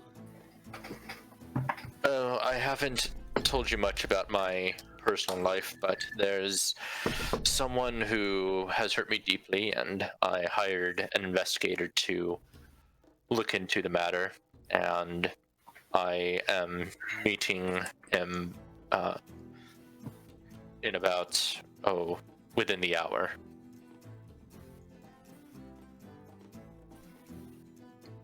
I mean, that sounds dangerous and maybe shady. Not really sure I want to be a part of that. Well, that is your choice then. Oh. Well, perhaps I'll stay with Orchid and keep Orchid company. After all, I'm not deeply involved. Yes, of course. Well, And I know. if it's safe for Peru to have you around. I will be fine. I trust my investigator. It's I just assure you, Orchid, I'm not doing anything illegal myself. It is the people that I'm having investigated that I believe are doing illegal things. What? I just don't want you to get into anything too dangerous for the sake of revenge or anything. Well, it's falling in love was quite dangerous. Where my fiance tried to murder me, so I feel I need to find out what happened. But this is my own affair. You are under no obligation to learn more. But that's a main reason why I've stayed here, aside from the fact that I'm not welcome at home either, for other reasons. But yes, please feel free to stay here with your friend Dicklin. I did not mean to take him away from you. I will be fine.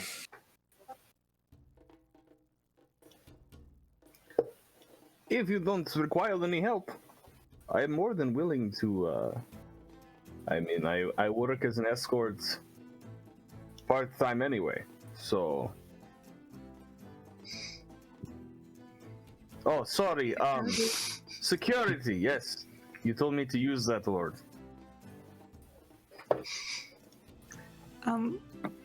Well, all right, Haru. Just stay safe. So you're sure you'll be fine then?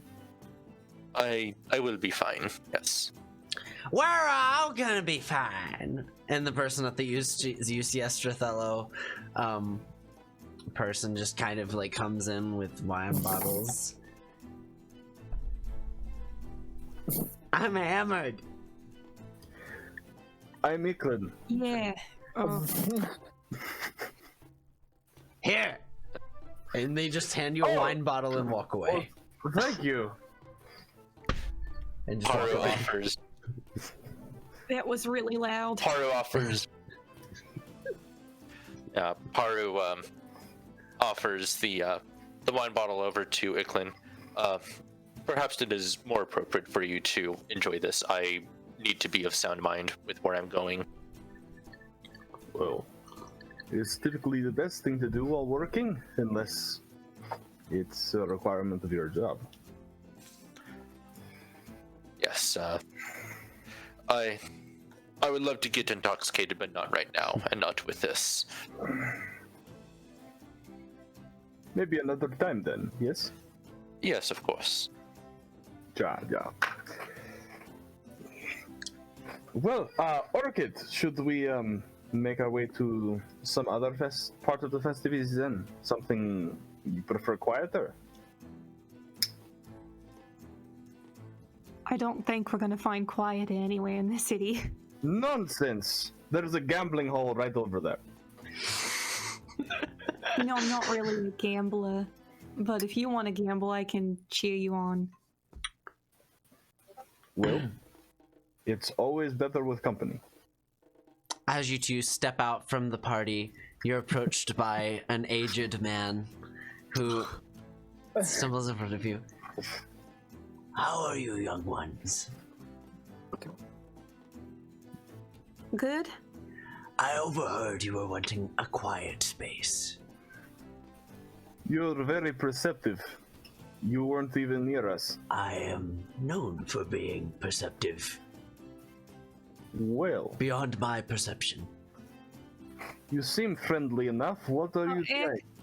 Actually, we're just going over to the gambling hall. The gambling hall. Well, I do wish you luck. I hear the games are high stakes this time of night. Okay. But if you want a more moderate tarot reading, let me know. That sounds interesting. Orchid? You know, I'd really like to listen to people gamble. Make a Very well. deception check.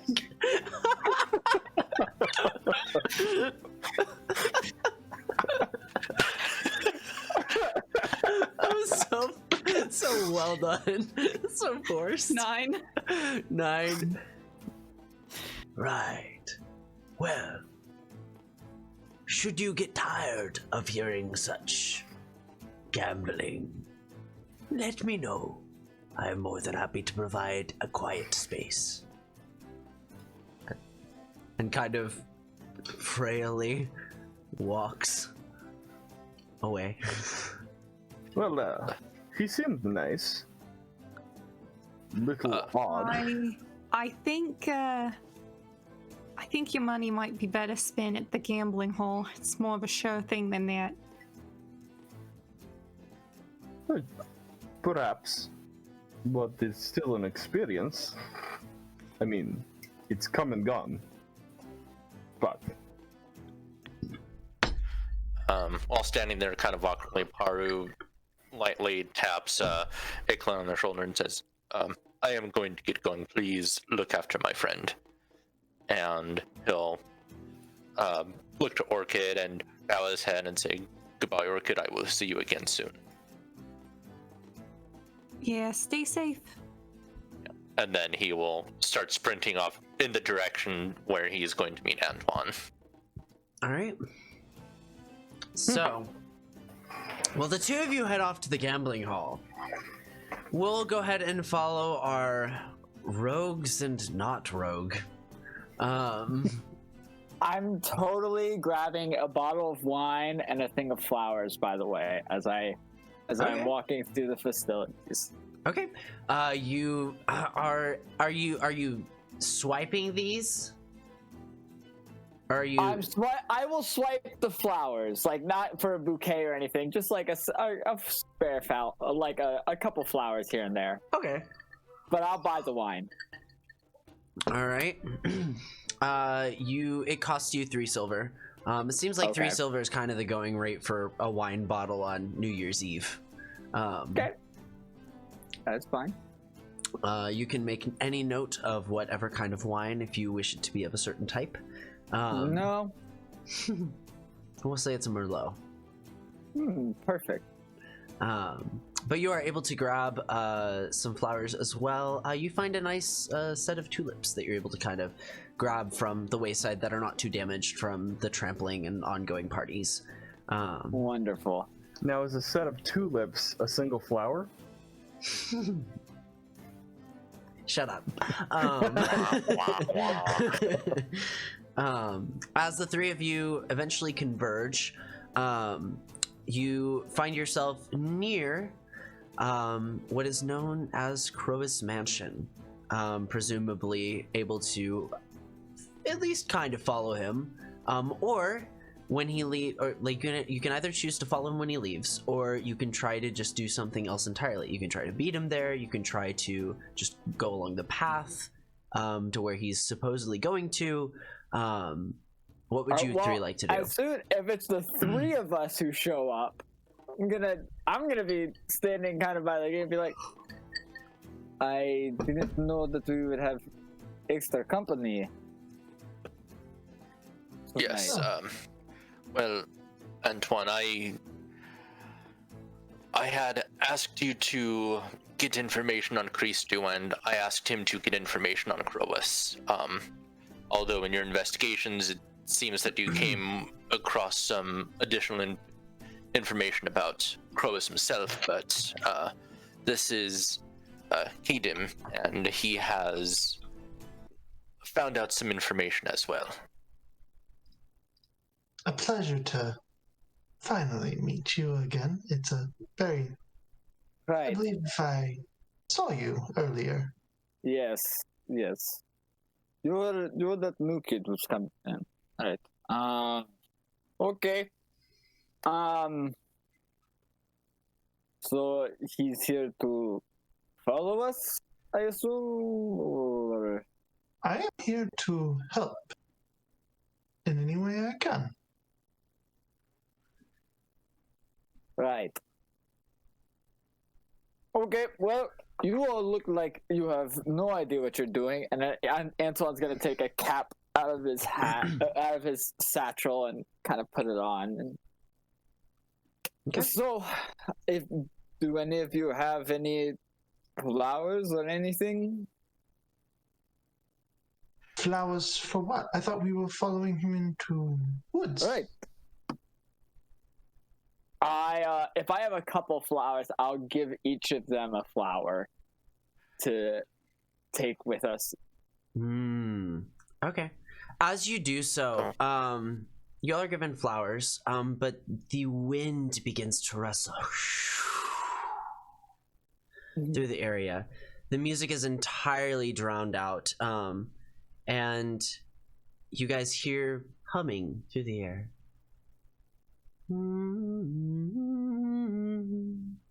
That just kind of fades off. I thought we were just following him. What was your plan, Antoine? Well, he's coming here, so we see what he is up to. Don't you agree? And I'm going to walk us towards the cemetery with zero fear. Okay. All right. Totally zero fear of creepy ghost lady singing. Can you follow? You guys all begin making your way through. Yeah, Paru has some hesitation, especially since Krobus would recognize him. But he's not really into like doing anything that, like, he's a complete newbie, as Antoine had asserted or ascertained. So he just kind of follows behind Antoine and Caden. Okay. In this situation, you all are looking to sneak through the forest, is what it sounds like. So I'm going to need stealth checks from everybody, and I'm going to need a nature or survival check from Paru to kind of guide this expedition through the forest. While it is a path, it is not super well traveled, and at night, the forest, and you, Paru, would know this, but the forest almost seems to become a little active, especially in the direction you're going. So, yeah.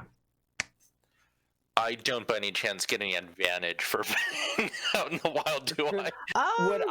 Would I be able to give him advantage since I've been here before?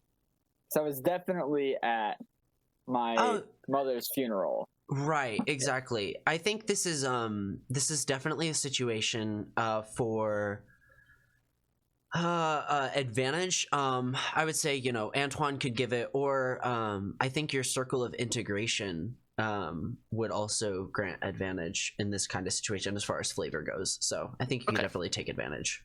Okay. Then in that case, I got 23 for stealth and 17 for survival. Okay. As you're kind of guiding the three of you through, you're able to kind of make intuitive calls, especially accounting for Caden's wings, which would otherwise be very disruptive. Caden, what is your stealth check? His wings are real loud. Natural 1. Oof. Well, that sucks. Because I got a 14. Okay, the DC was actually reduced because of Paru's survival check, but that's really sad. You got a -1 or 1. But as you guys begin to head into the forest, Caden just struggles, and like your wings are like cramping, and they're like randomly just kind of fidgeting and like hitting branches and cutting down. Because you guys are going now instead of waiting for Croas, though, there is not an immediate threat of being caught. So because you are going ahead of them, you have that advantage. With that, as you go through, you begin to hear whispers, and a withering voice begins to hum. To get what you want, families you'll enlist, but trust you should not, lest death be your risk. And the wind travels along the path. If you don't mind, before we get there, I'm going to send Sirocco out to just scan the area real quick, if you don't mind. And he just summons an owl, basically, that lands on his arm. Is this bird as loud as you are generally? Because if so, I do not want him to go. Sirocco is plenty quiet, and of course he's a normal owl. No one will be scared by a normal owl. Paru, golden. Before Sirocco takes flight, Paru will just reach out and place his hand on the bird, and he is going to cast guidance. And if I had known that he rolled a natural 1, I would have given a little bit of help too. It wouldn't have helped. But yeah, that's true. It's a nice thought. But yeah, he will essentially cast guidance where he can add a D4 to an ability check of his choice. All right, excellent. So you send Sirocco out. Are you just kind of sending him directly along the path? Yeah, I'm gonna send him like towards the direction we're going to a cemetery, and I'll have him just do like a lap around, see what he can find. Okay. And owls have 120 feet of dark vision, and Yes. they get advantage on all perception checks. Okay, excellent. I will take that into account. I am gonna have you roll a stealth check for Sirocco as he kind of hopefully quietly takes off your shoulder and begins to fly into the night. Okay. So you can add the D4 either to your stealth or perception. Crap. That's Oh funny. no. TPK section 1. 8. Oh man. You are okay. So the stealth check was bad, but I still am gonna have you roll perception. So Sirocco might see something before something else happens. You know the Weasley's owl arrow? Bloody bad. I love how this was right after Kadam said, "Oh yeah, he's very, very quiet." 20. All right, 20. Amateurs. Excellent. As the bird takes off into the night, you take a moment to focus on observing through Sirocco's senses as you're familiar. You can see that there is a path. You can begin to see like footsteps along the path through Sirocco's eyes. They look small. They look small. There's not an excessive amount of trying to conceal them by any means. And eventually, within that 100 foot or 120 feet of sight, Sirocco does see what looks to be a cloaked feminine figure. Black hair just kind of barely coming out of the thing, from looking very familiar to the figure you met earlier. As she stands there, Sirocco kind of, taking your focus at least, loses track of what they're doing and just kind of right into a tree, and you can hear the branches rustling even from where you stand, Antoine and Paru. And as the noise is made, the eyes glance up, and what is a steely like gray color flashes of vibrant purple, and a finger points towards Sirocco, and Sirocco vanishes. Your sight is completely eliminated. Quiet. Yes. She is normally a very quiet bird. Uh-huh. And I'm Are sure you are as well. Are you sure that they don't know that I've asked you to look into this?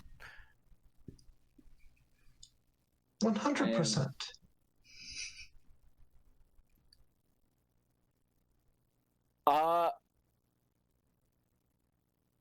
Would Antoine know of like the nobility having like magical security?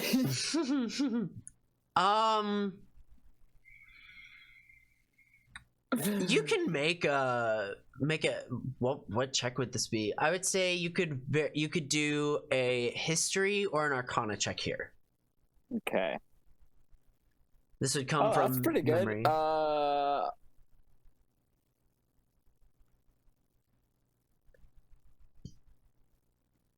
History, that's gonna be 16. 16. Okay. You recall that many of the higher nobles tend to have some sort of arcane protection. Your friends Thomas, Calland, and the like, all being among those families that did have them.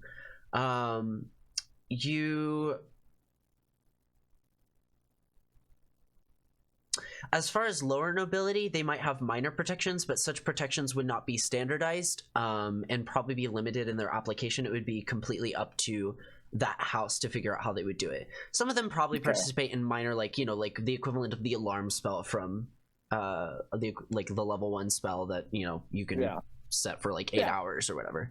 But past that, you're not sure you know of anything. As far as arcane detection in the woods, no, you don't know of anyone that would be able to do that.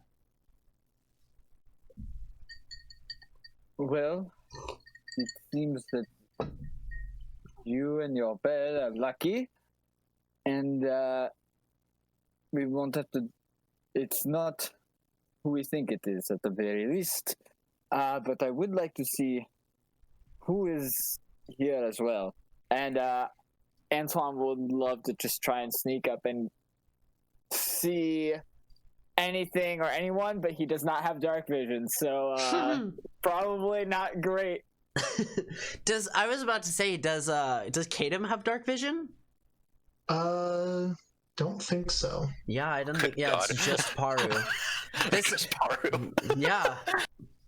That, I mean, it tracks. It tracks. Wow, it must suck not being able to see. I'm ready for all the Toph-like jokes to enter this campaign. Antoine, are you okay? What do you mean? I'm fine. You look like you are inside a very dark room, not knowing where you're stepping. It is very dark, my friend. Do you need a hooded lantern? I have one. I would think we would want to be a little more discreet if we can. You we are all just feel a walking straight slight, into the cemetery, aren't we? as you all are talking stationary, you feel a slight tug from the wind, like that. Like it's not enough to actually pull you forward, but it's almost like a slight vacuum of pulling you.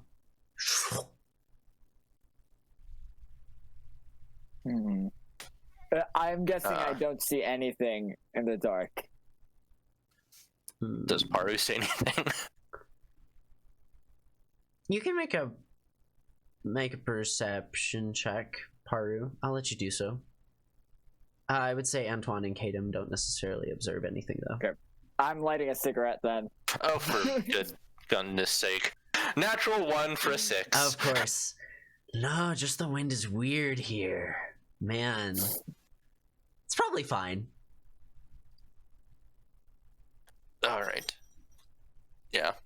Paru not seeing anything, just kind of bumbles along like a fool along with Kadam and Yeah, Antoine. I'm gonna continue forward, but like very, very cautiously of everything around me.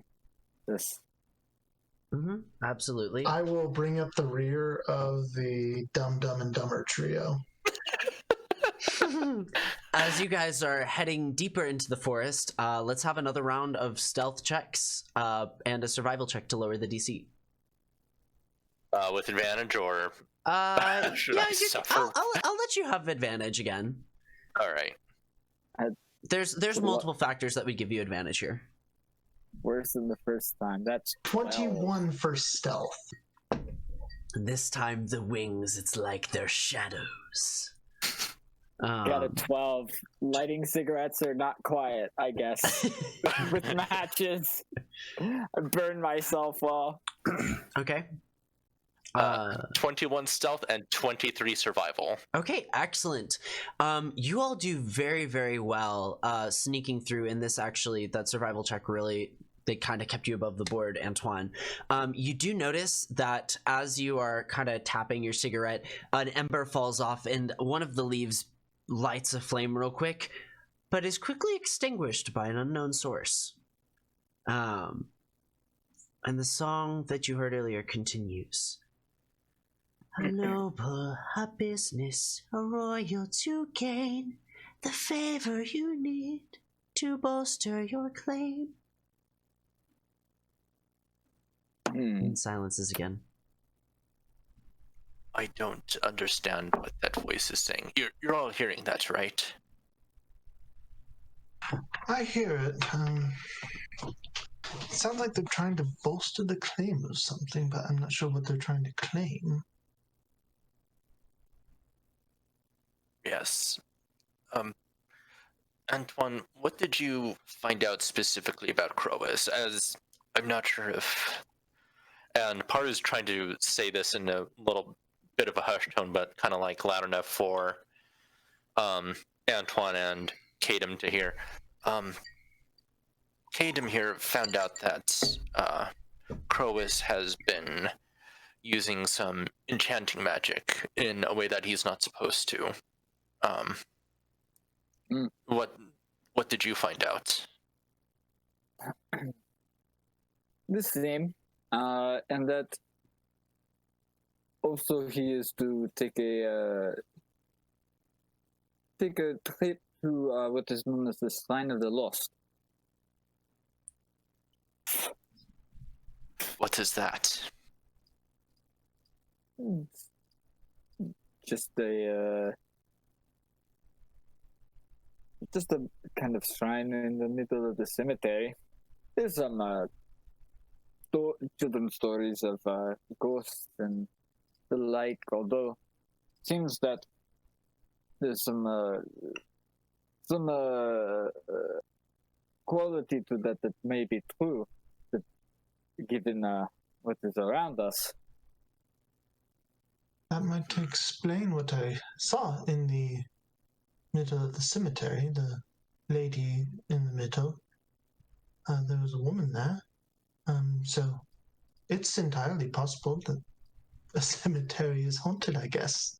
Right. So I'm just eyeing the bird friend of ours like very like I'm just eyeing him very sternly, like this dude is bullshitting. Okay. all right. Well, I don't. Gosh. Paru just kind of is thinking about what he's got himself into right now. But he's going to keep moving forward behind Antoine and I guess in front of Kadem. All right. As you guys continue through the woods, we'll go ahead and shift back to our gamblers. Oh no, we lost a person. And The music. oh, the music. Oh, I'm We an lost the idiot. musical I'm an person. idiot. That is, let me fix that, because that means the videos are all wonky right now. So sorry. I can. This is what I want. I stopped the music for creepy things and forgot that there was kind of important things there. Then we Pink Panthered our way through. Oh yeah, that means our screens were probably really messed up there for a little bit. Yeah, I think it just changed though, hopefully. Welcome to the We're blooper reel. fixed. Yeah, Blooper Reel. Back with our gamblers, Orchid and Iklin. As you guys are going into the tent, and you immediately, as you split off, you both hear a voice in your head, kind of like this frail feminine voice that says, "Don't separate."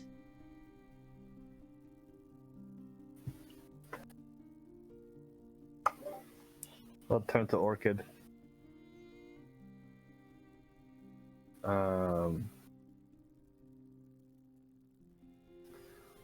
Orchid, I have a sneaking suspicion that we may wish to stick together.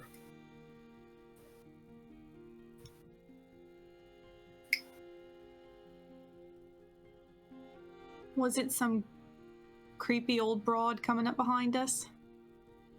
I'll turn around. Yeah, make a perception check. I would say, Lindsay, if you want, you can make a perception check at advantage to see if there's any source of the hearing.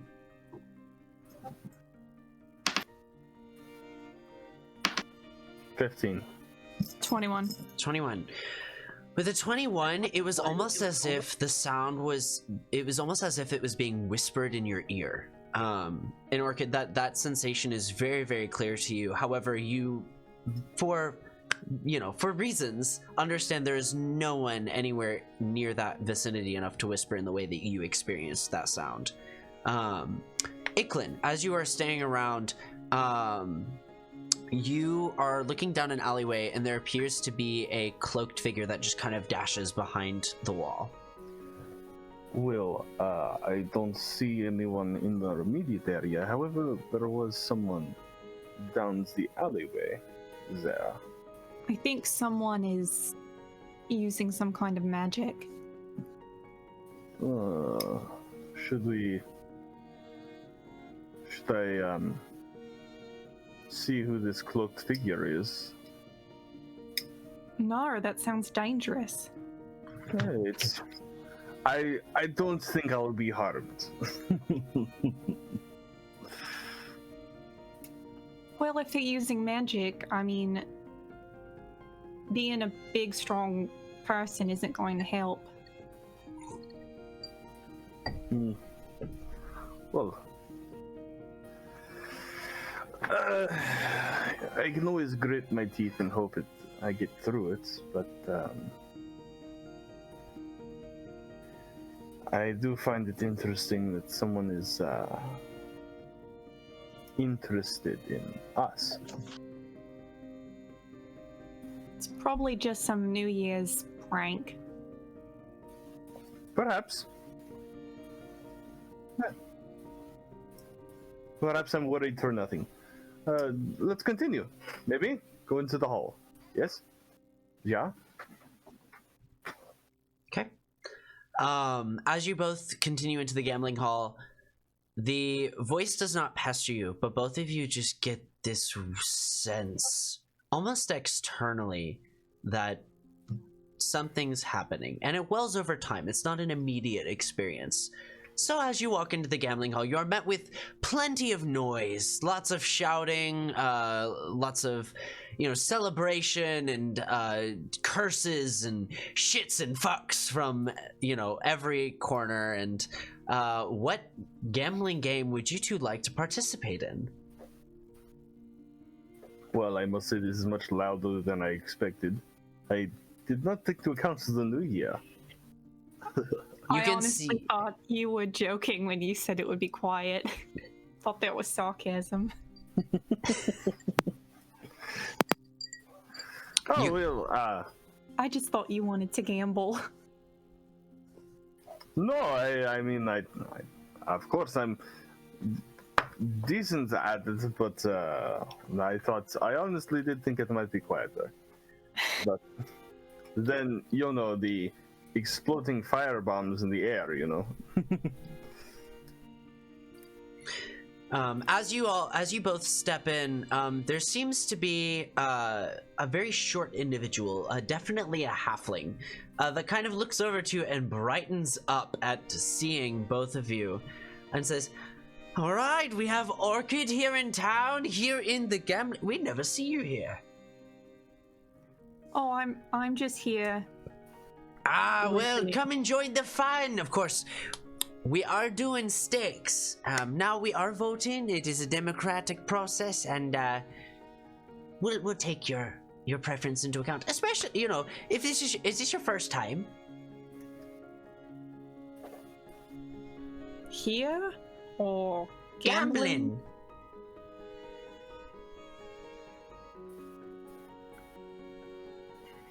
Maybe. All right, we'll give you the benefit of the doubt. My name is Thomas. And holds out his hand towards you and says, in case you need clarity, I'm holding out my hand to shake it. That's nice. I'll take his hand, because as she does not engage it, I'll take a hand roughly after a slight pause and be like, Irahin, nice to meet you, yes. As my large hand kind of probably absorbs his completely. Perfect. We need a good man for the table. Now, I am very excited to be working with you at this here table. We're doing a game of cards, followed by a game of Swindlestones. Oh! Swindlestones, yeah? I'm not very much one for cards, but Swindlestones is a very different game. Swindlestones is a very different game, but if you two like, we are more than happy to allow you to, No, Swindlestones, how are you playing? You're just doing probably a bracket tournament, I'm assuming. Yeah, we just do one game and then we move on, otherwise it's no fun. well, I'm interested because swindlestones typically only do it between one and then another person, and you just go back and forth. That's why I talk to you, my friend. Oh, you want to challenge me to swindlestones? Yes, postcard game. Oh! Very well. Yes, sure, I can do that. Alrighty then. Well, first, in order to play this card game, you are going to roll first a d4 and a d6.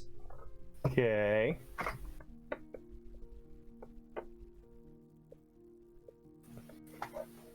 All right, a 2 and a 3. Okay. As you are looking at your cards, you look up and you're inside a tent. And the sage-like man is staring back at you. And you look back down at the cards in your hand and you only have one. And it seems to be like it seems to be illustrated with a person with some sort of halo around their head, and there is some amount of fire kind of brimming the edges. Fire stands for spirituality, passion, ideas. What is going on? How did I get here? What happened? He's getting that Torah reading no matter what. I said no. I politely Well, if said you are no. really How did I not get here? curious, I will let you get back to our game. Hold on, no, now like it's already happened. No, What does it's this fine. mean? It's No, tell me. fine. I want to know now. Nope, I took you to. I was trying to do you a favor, and No, it is not appreciated. No, I appreciate it. Here, Nope, no, it's too I late. just- You have offended me. Take my money. I'll throw a few coins at him.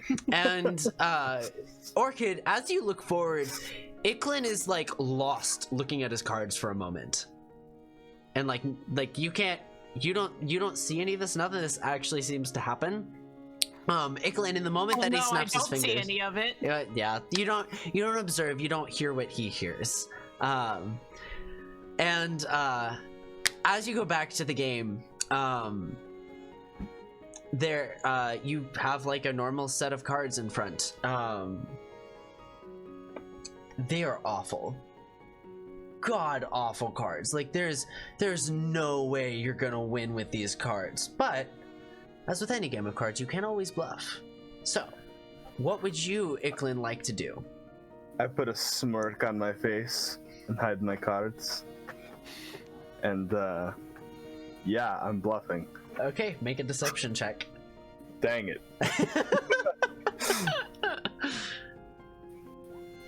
Natural 20. Oh, Well done. all right. There we go. As the round of cards and everyone is deciding whether to fold or the other thing, because I'm not super familiar with cards, I'm not gonna lie, I'm faking this. Everyone Fold or ante folds. up. Yes, thank you. Fold them or fold them. And everyone folds Oh. except for your halfling friend Thomas. And as he looks towards you, he says, "Would you like to ante up?" Of course. Of course you would. And he antes up, and if he is very confident in his cards, and he will go the maximum amount of rounds for the rest of this game, which is just one more actually, I think, since it's between two players. So Cool. do you fold or do you ante up? No, we're going all the way. Okay. How much are we betting at this point? Yeah, what was the starting bet? What was the starting bet? How much money am I spending right now? At this point, you're looking at about 20 gold. Dang. Yeah. Okay. Okay. As he looks towards you and says, "Very well, we lay them out." And he lays out 4 aces. 4 aces. Hold on, can the cards be aces? Yes. 4 aces. Well. You have a 3, a 5, like a jack, and a 2.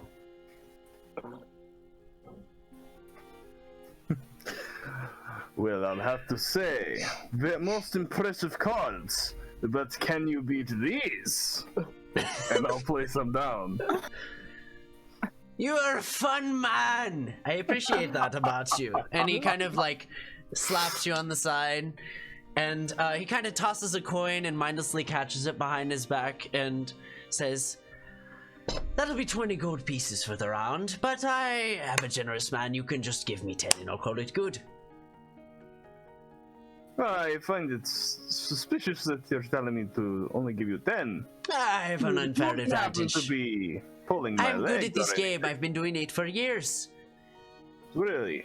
Rather Very excellent. You can ask anyone. You had an unfair, I had an unfair advantage. We'll just put it that way.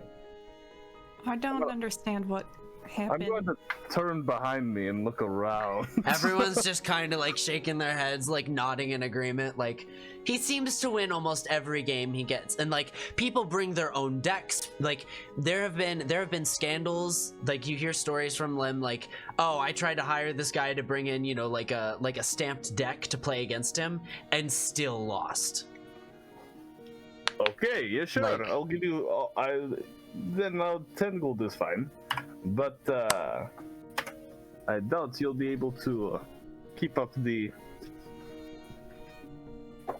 wins in Swindlestones. It's more of my Eklund, game. Yes. Eklund, do you really want to play games of luck against a halfling? Oh. Considering, you know, you already lost 10 gold? Also, like, there's something about this halfling that is very odd. He has like this almost like palish marbled skin. You've heard of echo halflings.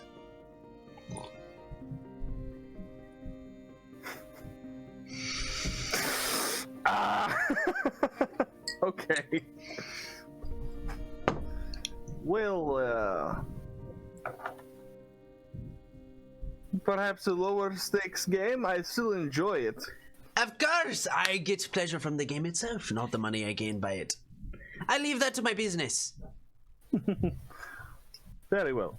Let's do single round 1 gold piece ante. What do you say? That sounds positively Is wonderful. this your business? The gambling hall? Not really. My family is known for owning a little bit in everything. You know, heard of kind of partial ownership, if you will. Participates in a number of different businesses, decisions being made for the good of that business, you know, overseeing type of stuff. Are you a franchiser? In a loose term, I suppose, in a way. Okay. Very vague. That's how I like to keep it. Anywho, I'm not going to lie. I've heard of Swindlestones, but I've not played it in quite a long time. You'll have to remind me of. Is he lying? Insight check. I don't believe a damn thing this man Hold on, said. I wanna check something though. Oh, that is perfect.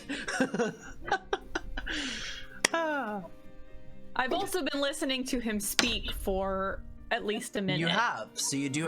What is that? Advantage? Or oh, you get his It just emotional says- disposition. Yes. Thomas's emotional disposition is delighted. He seems to be genuinely just here to have fun. You do sense a bit of greed on him, but it's very much like a backseat element of his position. 24. Is he lying?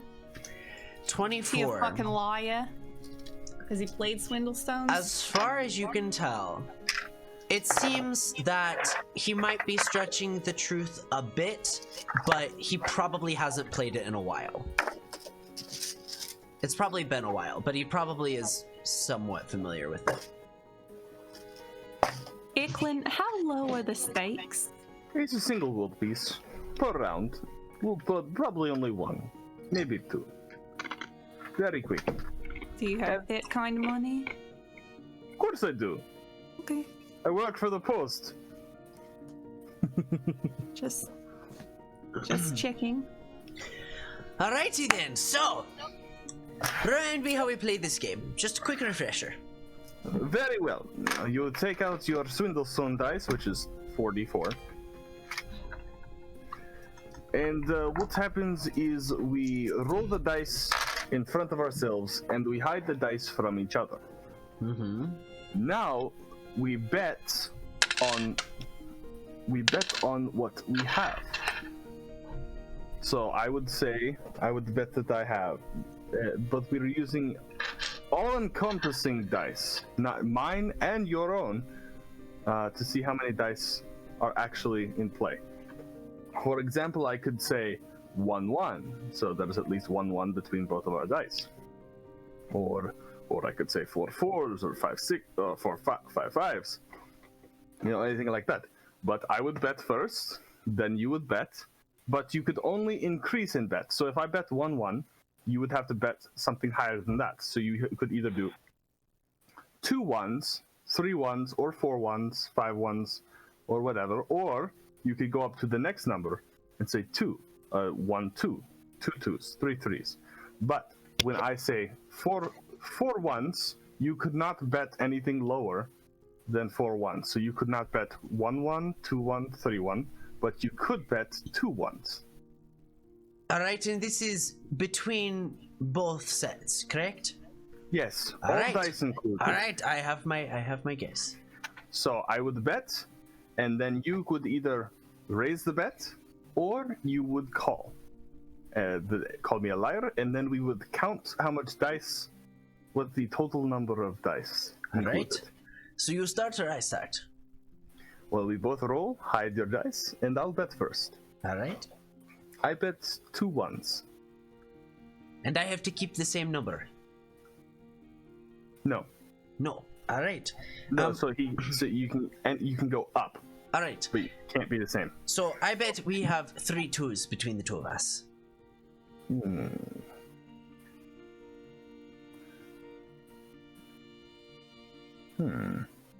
I bet on 4 2s.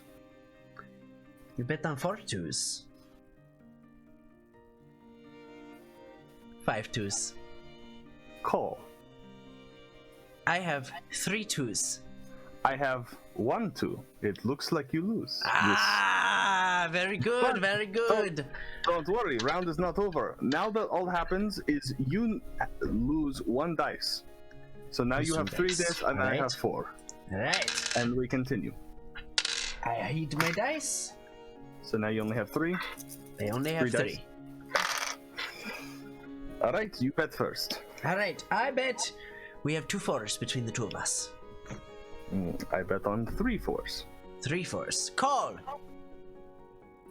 Okay. I have 1 one- 4. I have 1 4.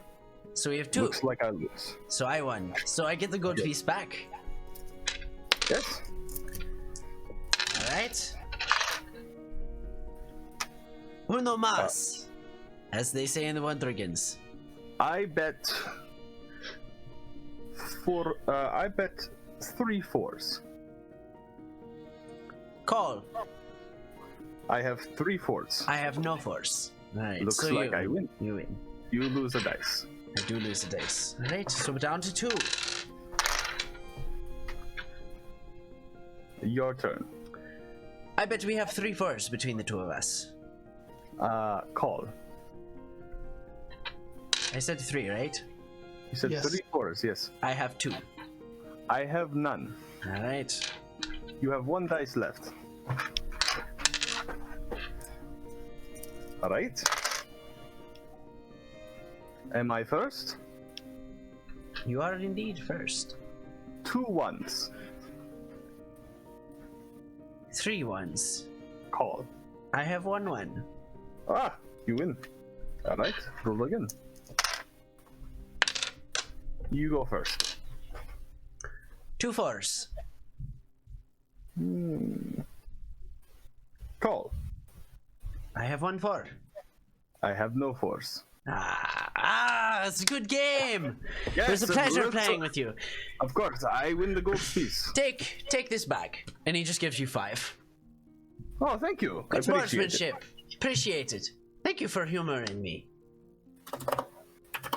You should drop by my estate sometime. Oh? Yes, I have need for men like you. Gamblers? Ah, in a way of sorts. Interesting. I'll keep it in mind. Please do. Orchid, would you like to leave? Whale is riveting as it is listening to gambling games. Perhaps, I mean, if you've got your fill, that's fine. yeah, I think I've lost enough money, I think. All right. So, back with our other group. As I change music. You all continue through the woods, the wind whistling, and let's go ahead and make one final round of stealth checks and a survival check from Paru, also with advantage.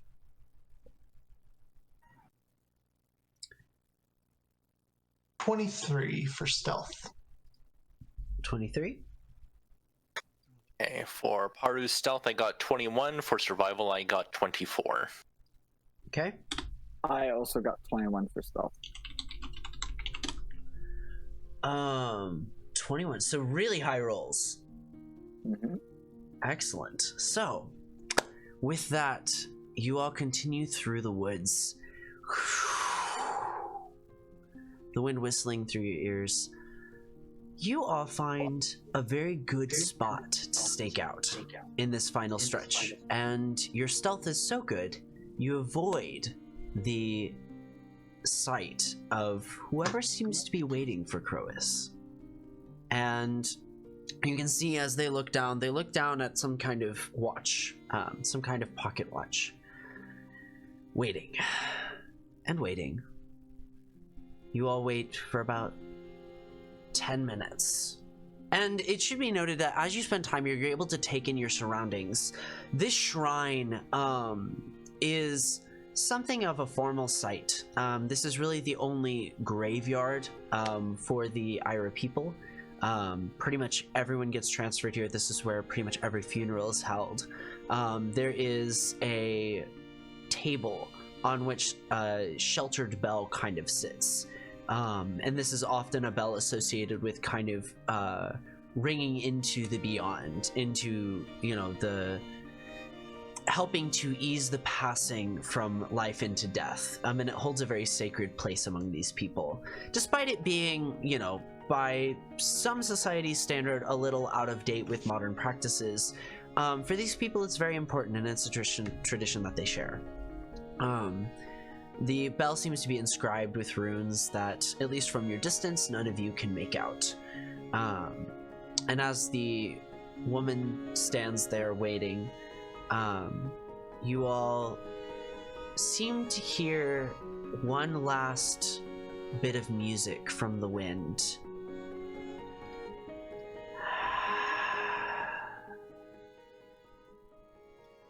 And with that, you hear, "Follow the woodland path as midnight calls. You'll see a moment to start revealing all." And as you sit there, Crois walks into the clearing. The two exchange whispers, hushed tones. If you like, you may all make perception checks to observe what they are talking about. By the way, does Paru recognize the other person that Crois is meeting? You can make a history check to see if you remember meeting someone like that. Natural 20. Whoops, I didn't mean to roll this with advantage. Yeah, perception was 22, history was 5. This person does not ring a bell at all, but you haven't had too many interactions with many city folk. least not memorable ones for the most part. That's fair. With that, For perception, I got a 16 as well. okay, so 16 for Paru and Antoine, or what was Paru's perception? Perception was 22. And then what was Kadim's? I had a natural 20 for Natural 20, 22. of course you did. Okay, natural 20 for 22. Same number, but natural 20. As you listen in, there are nuances that Kadim actually, Kadim, I'm going to give you an insight check here at advantage because of one of your features.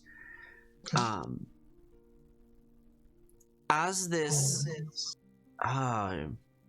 shit, okay.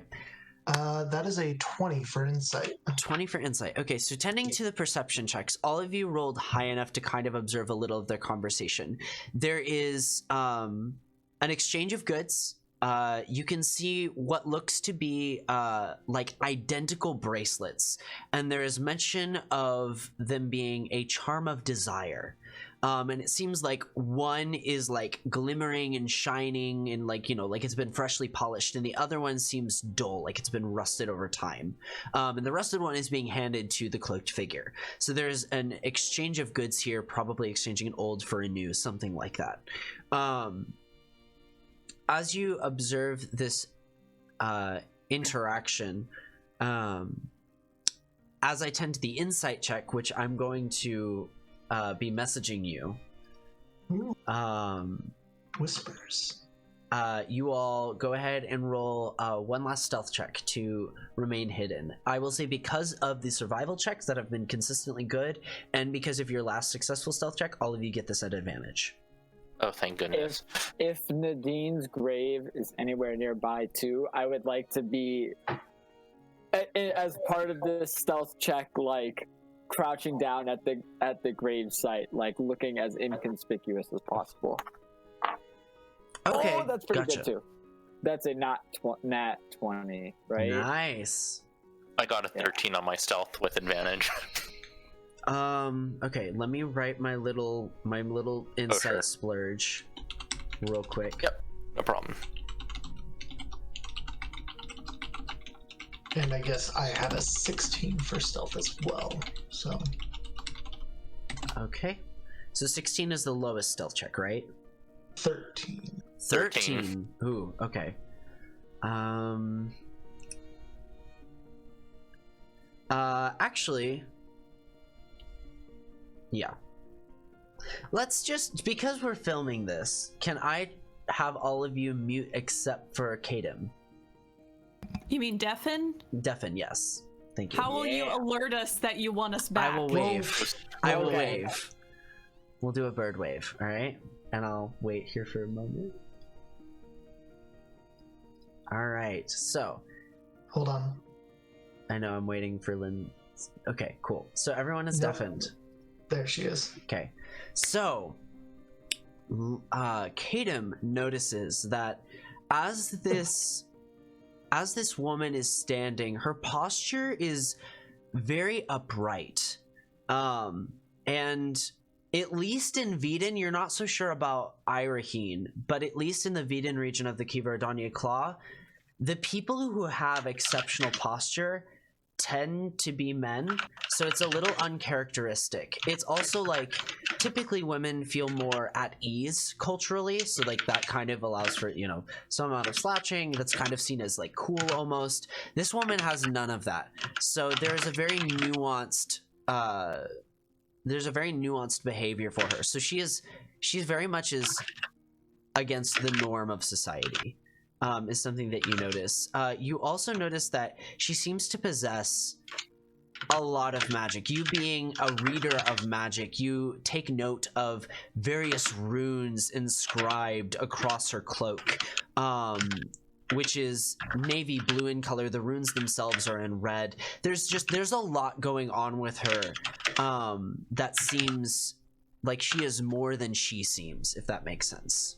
Can I tell if she's using any illusory magic on herself? You may definitely make a check. I believe I get that at advantage. You do get it at advantage. That is a 16, and that is to perception, I'm assuming.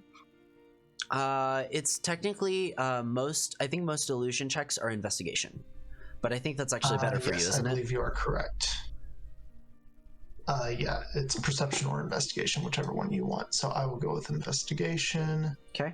and that is a 21. 21. Okay. There is partial illusory magic. There are parts of her body that seem real, parts of her clothing that seem real, and parts that seem woven out of light magic. You cannot see through these, but there is definitely obscuration of the face, and this is definitely a disguise of sorts. But it's very nuanced in its craft. It is very well done, you note. And like the fact that you can't completely see through it is very clear evidence of that. Okay. All right. No more secret times. Okay. So, as you all are gazing in at this group, who had the 13? Was it Paru? Yeah, Paru. Paru. All right. You accidentally break one of the branches of the shrubs you're hiding behind, and both figures look over that way. Their woman raises her fingers and shoots these green, this like green tangling energy out towards you, and around you all erupts the entangle spell. I would like you to roll initiative. Shit. Is Paru next to me or like... Yeah, you all are pretty. You all are Okay. pretty close. Okay, they're all near my goddamn mom's gravesite. Asshole's gonna break it. I rolled a 22 for initiative. Natural 20 for 24. Wow. Whew. Getting out the big Wish I guns. could have gotten that for my stealth check. That would have been nice. I'm sure it would have. 21. Wonk Boon.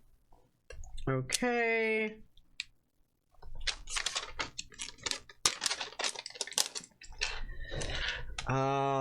Let's see here. So, who has above 25? Is there anyone above 25? Oh, above 25, no. No. Okay. Above 20. 22. 21. 24. Come on, keep up, old man. Wow. Okay, so all of you moved before either of them. Okay.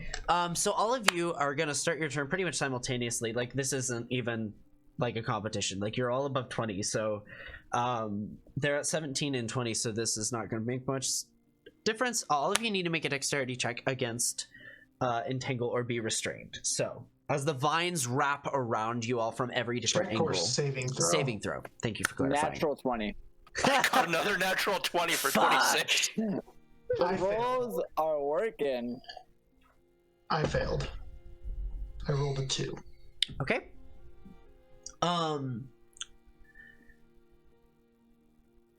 You rolled a 2. Okay, so, Kadem, as you look out towards knowing what you know, Entangle is a concentration spell, and the feminine face does not melt.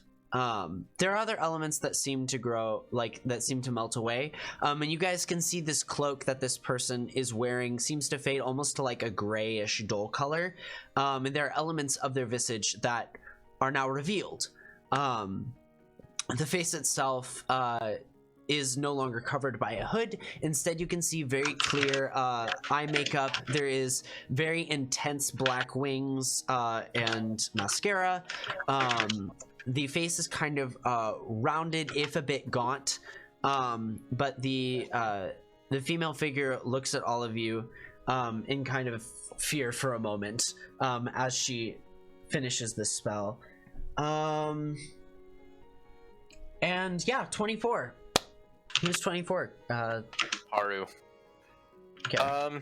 He is going to cast Fog Cloud. He won't spend any vitality, so this could be a wild surge if it fails. Yeah. Okay. Sounds good. So, wisdom check. 16 is successful. Excellent. So you are able to merge with nature, casting the spell without expending arcane vitality. Go ahead. What is the spell you're casting?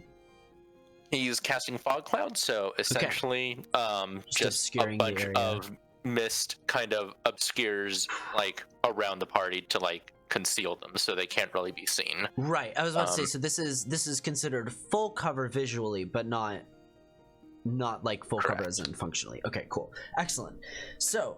That is your action. Anything for your bonus or movement? Because you did succeed your save, so you are not restrained.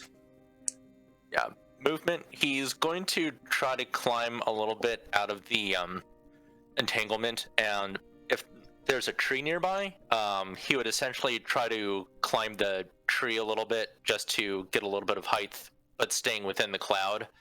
And he's going to keep an eye on Kadem and Antoine, see what they do. Okay, go ahead and make an acrobatics check to climb up the tree. I also am gonna need you to make a perception check to try and maintain sight of them. Again, you are putting space between you and them, so it's going to be difficult, but I'm not going to say it's impossible. It will be at disadvantage to maintain sight of them. Sure. With his claws, though, he does have a climbing speed of 20 feet naturally. Oh, excellent. Okay, perfect. So you don't have to make that acrobatics check. You're able to do so very easily. Okay. Okay, so perception with disadvantage, though. Yes. A 13. Okay. 13. So you are able to keep track of Kadem with his large wings and just kind of like he's easier to see in this space. You do lose sight of Antoine. That being said, who was next after 24 initiative? I had a 22. 22 for Kadem. What are you doing to your go? You are restrained this round. He will take his dagger out and he's assuming he's being held in by vines, he'll start cutting away at these vines. Okay. In this case, I will say you can use your action to try and get out of these. It's going to be an athletics check, I think. Makes the most sense here. Because they are restraining you. They are holding your muscles at bay. You are trying to fight against that and use your own facility to mess with your restraints. But you'll make the check. A 9. A 9. Unfortunately, you just continue to struggle against the vines. With that, we are going to shoot to... do you have a bonus action you want to use, actually? No? Okay. With that, we get to Antoine. What are you doing this round? You did succeed, correct? Yes, he did. Okay. Fog Cloud makes selling this hard, but Antoine's gonna be like, "Hey, we're over here just trying to pay respects to the dead. What the hell, lady?" And as he's doing so, he's going to spend his action to try and break my new friend out of the vines. All the while muttering under his breath, "Damn it, Chad. Fucking piece." Okay, so you're taking your action to cut Kadem out, right? Yes. Okay. And I'm trying to convince them that we're just here visiting a grave. Okay. And we're confused why they attacked us. Gotcha. So I'm gonna take that as an action and a bonus action. Go ahead and make your persuasion check. Okay. Or deception check, actually, I guess. I am very good at those, but that is not a very great roll. That is an 11. An 11. Okay. This will have some interesting effects. And then athletics check. That's also not very good. That is a 6. A 6. Okay. With your athletics check, actually, it wouldn't be an athletics. It would be a weapon attack because you're going at it from advantage because you're coming from the outside in. So you can actually roll. Oh wait, I'm going with advantage. Oh, okay, that might be way better. Whatever. Do you have a knife on you or? I do have. Okay, make a knife attack then. So use your dexterity. We'll consider it a versatile weapon, so you can use your strength or dexterity for it, and you do have proficiency.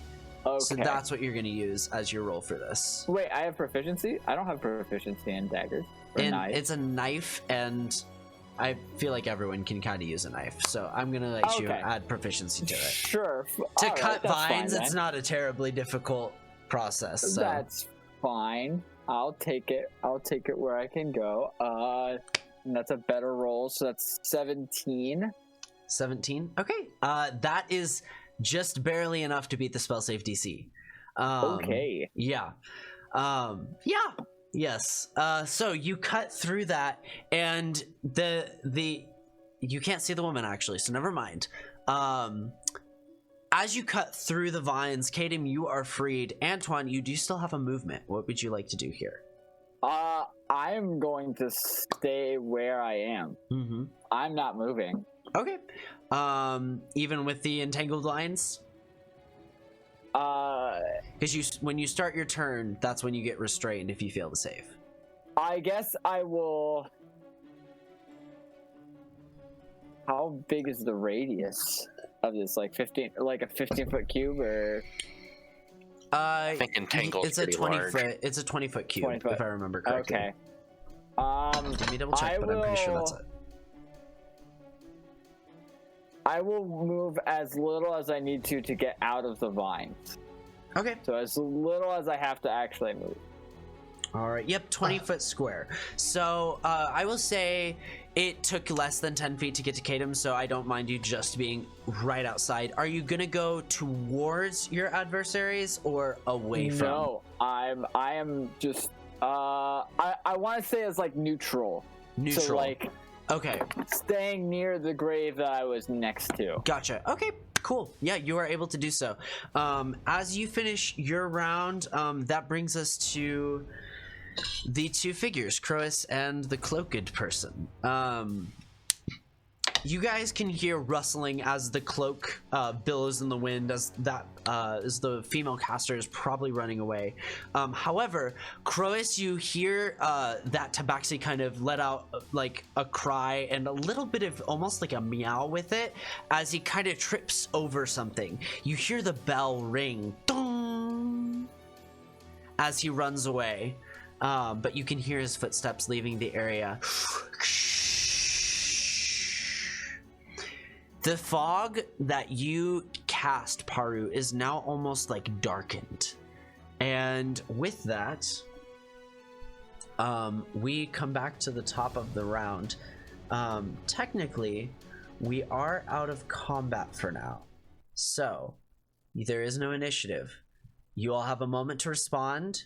The entangle spell drops, so none of you are against that. What would you like to do in this situation? Is going to break concentration on the fog cloud. Okay. As soon as you break it, you realize that a more more seeable through fog has erupted in this area. It imposes disadvantage on perception checks, not exactly flat out like you can't see, but there is kind of a purpley bluish mist that floats around, and there's this sound coming from the bell's direction. Kadem will immediately take off flying. Back towards the city? No. He'll hover over them. He'll see if he can't see where the fog is. He's assuming that the fog is probably following them. So he's going to see if the fog is maybe traveling in a particular direction almost. Okay. No, as you move around, I'm not going to make you make a check for this. I'm going to say it's going to require your action, though. You're able to observe that the fog is not specifically following anyone. There is a presence here that wasn't here before. And as you're kind of looking around, you can begin to see figures almost like coalescing from the fog, the fog itself, and like there are multiple spots where it seems to be condensing. Paru's It's an ambush. It's an ambush. Paru's going to leap up off the tree and see the gravesite that Antoine is nearby, and he's going to just quickly place a flower down on the grave and say, "We should get going." Go. And as he leaves, I'm gonna like put the wine bottle and my flowers down on the grave and just kiss the grave before heading my ass out of the cemetery.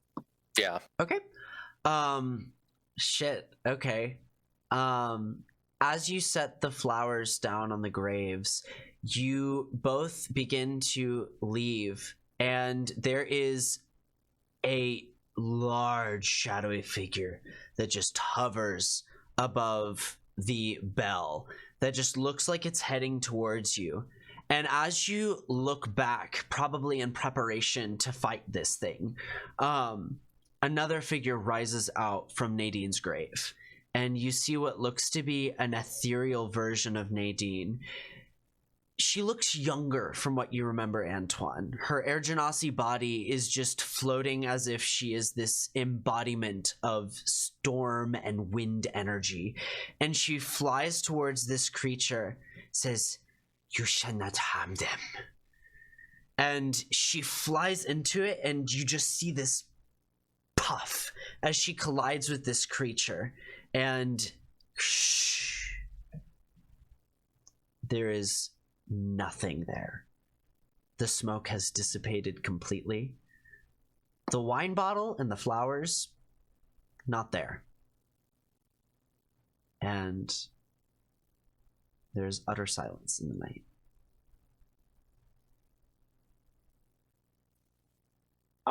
I kiss the grave again and just say a few words under my breath, and then start walking out. A little bit flustered, but just like calmly collecting myself, airing the turtleneck a little bit before heading towards the exit. Yeah, Paru was kind of, in the relay races, the next person in the leg of the race waiting to have the baton handed to him, he was kind of nudging himself forward, waiting for Antoine to join him, and then, yeah, as soon as Antoine catches up with him, then he starts bolting back towards the city. Mm-hmm. Excellent.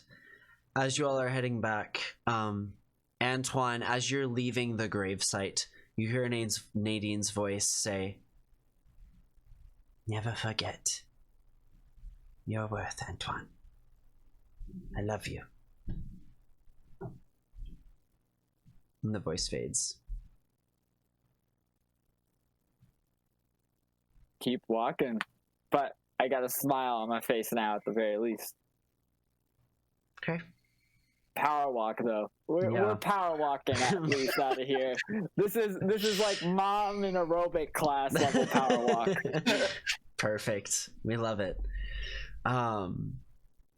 With that, yes. Flying overhead, do I see all of this, I guess, apparate and then disappear to almost like nothing anymore? Yeah, you watch this feminine figure of what seems to be an Air Genasi, but like entirely in like white and blues, like very much a ghost, like a ethereal appearance, if you will, like dive headfirst into this creature and just the entire conflict just seems to dissipate. You reading books understand the nuance of this. You being, very educated would understand that whatever conflict happened here probably went to the ethereal plane of existence, which is a bordering plane. So, he will, understanding that what's probably going on is no longer here, he'll just kind of swoop down and he'll just kind of see if he can just vaguely tell where the people ran off to. Mm-hmm. Yeah. Okay. So that would just a general direction, not like.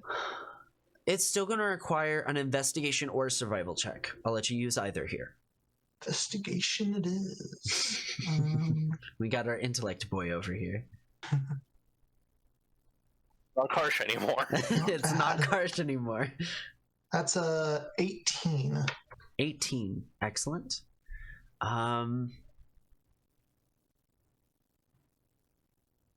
Okay.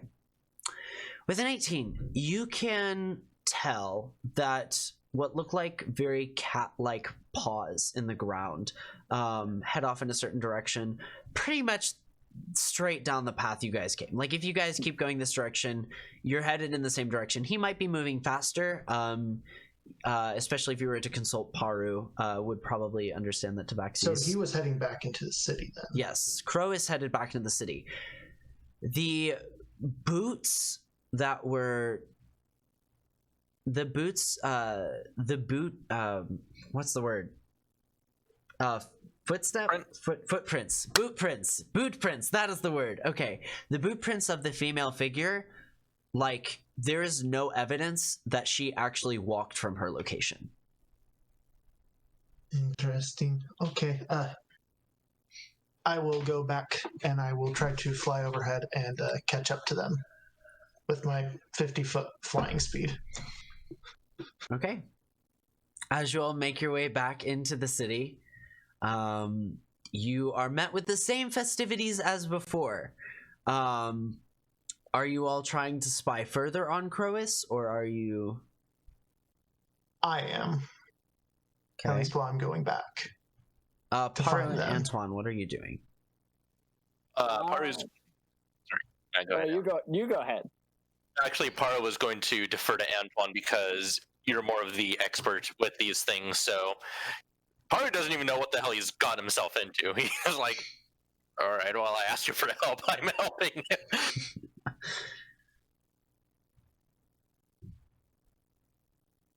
Well, it's up to you. I mean, now you know what he gets into. You wanted information. This is the best I can do for how not much you've paid me. Paru thinks, gosh, I haven't paid him at all. That is fair. Well, did you... Yes, that is enough for now. At least right now, it is not wise to just run after him. That was a lot for us. All right. Well, in that case, I will be leaving to find some entertainment for the evening. But if you wish to find me soon again, I would not mind. Maybe not bring a buried friend next time. Yes? Well, pardon, he did bring other information as well, but that is a good point. It will have to be more strategically planned if we do anything further, but I'm just here to find more information as far as why Christu left me. He seems to, how do you say? He still has some baby feathers in his wings, so to speak. Does not seem so wise, or used to this thing at the very least. But by the way, oh my! I am sorry. Did you find any information on Christu? My fiance.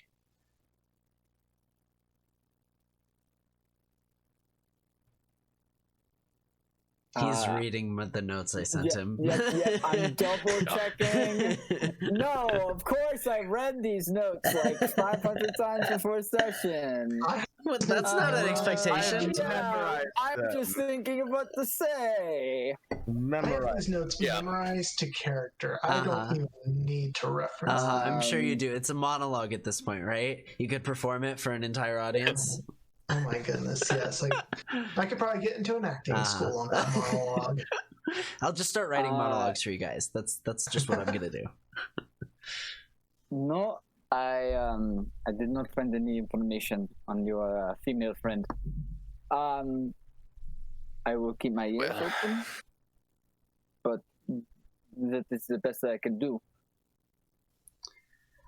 Of course, I appreciate it. As mentioned before, we're both not very fond of the nobility, so hopefully we will cross paths again in our mutual taste towards nobility. You should spend some more time in the city to learn how to speak with a little less discomfort. Maybe. Just a little. But you know where to find me. Just a little shade. Just and a little. I pat Paru with my massive hand on his shoulder and then just walk into the gates and back to the festivities that may or may not still be going on. Okay. Yeah. All right. You all do make your way back into the city. And the festivities are still going on. In fact, it is fairly easy and actually relatively okay timed for Orchid, Iklin, Paru, and Antoine to all meet up with each other. However, Kadem, tending to continue to spy on Crois, will have some interesting results, which shall be done over this next week. So, with that, we're going to go ahead and call that for a night. Thank you guys for watching, and we will see you next week. Thanks for joining us for our first session of this campaign, and again, happy Mother's Day. Love you guys. Thank you. Take care. Take care, guys. One completely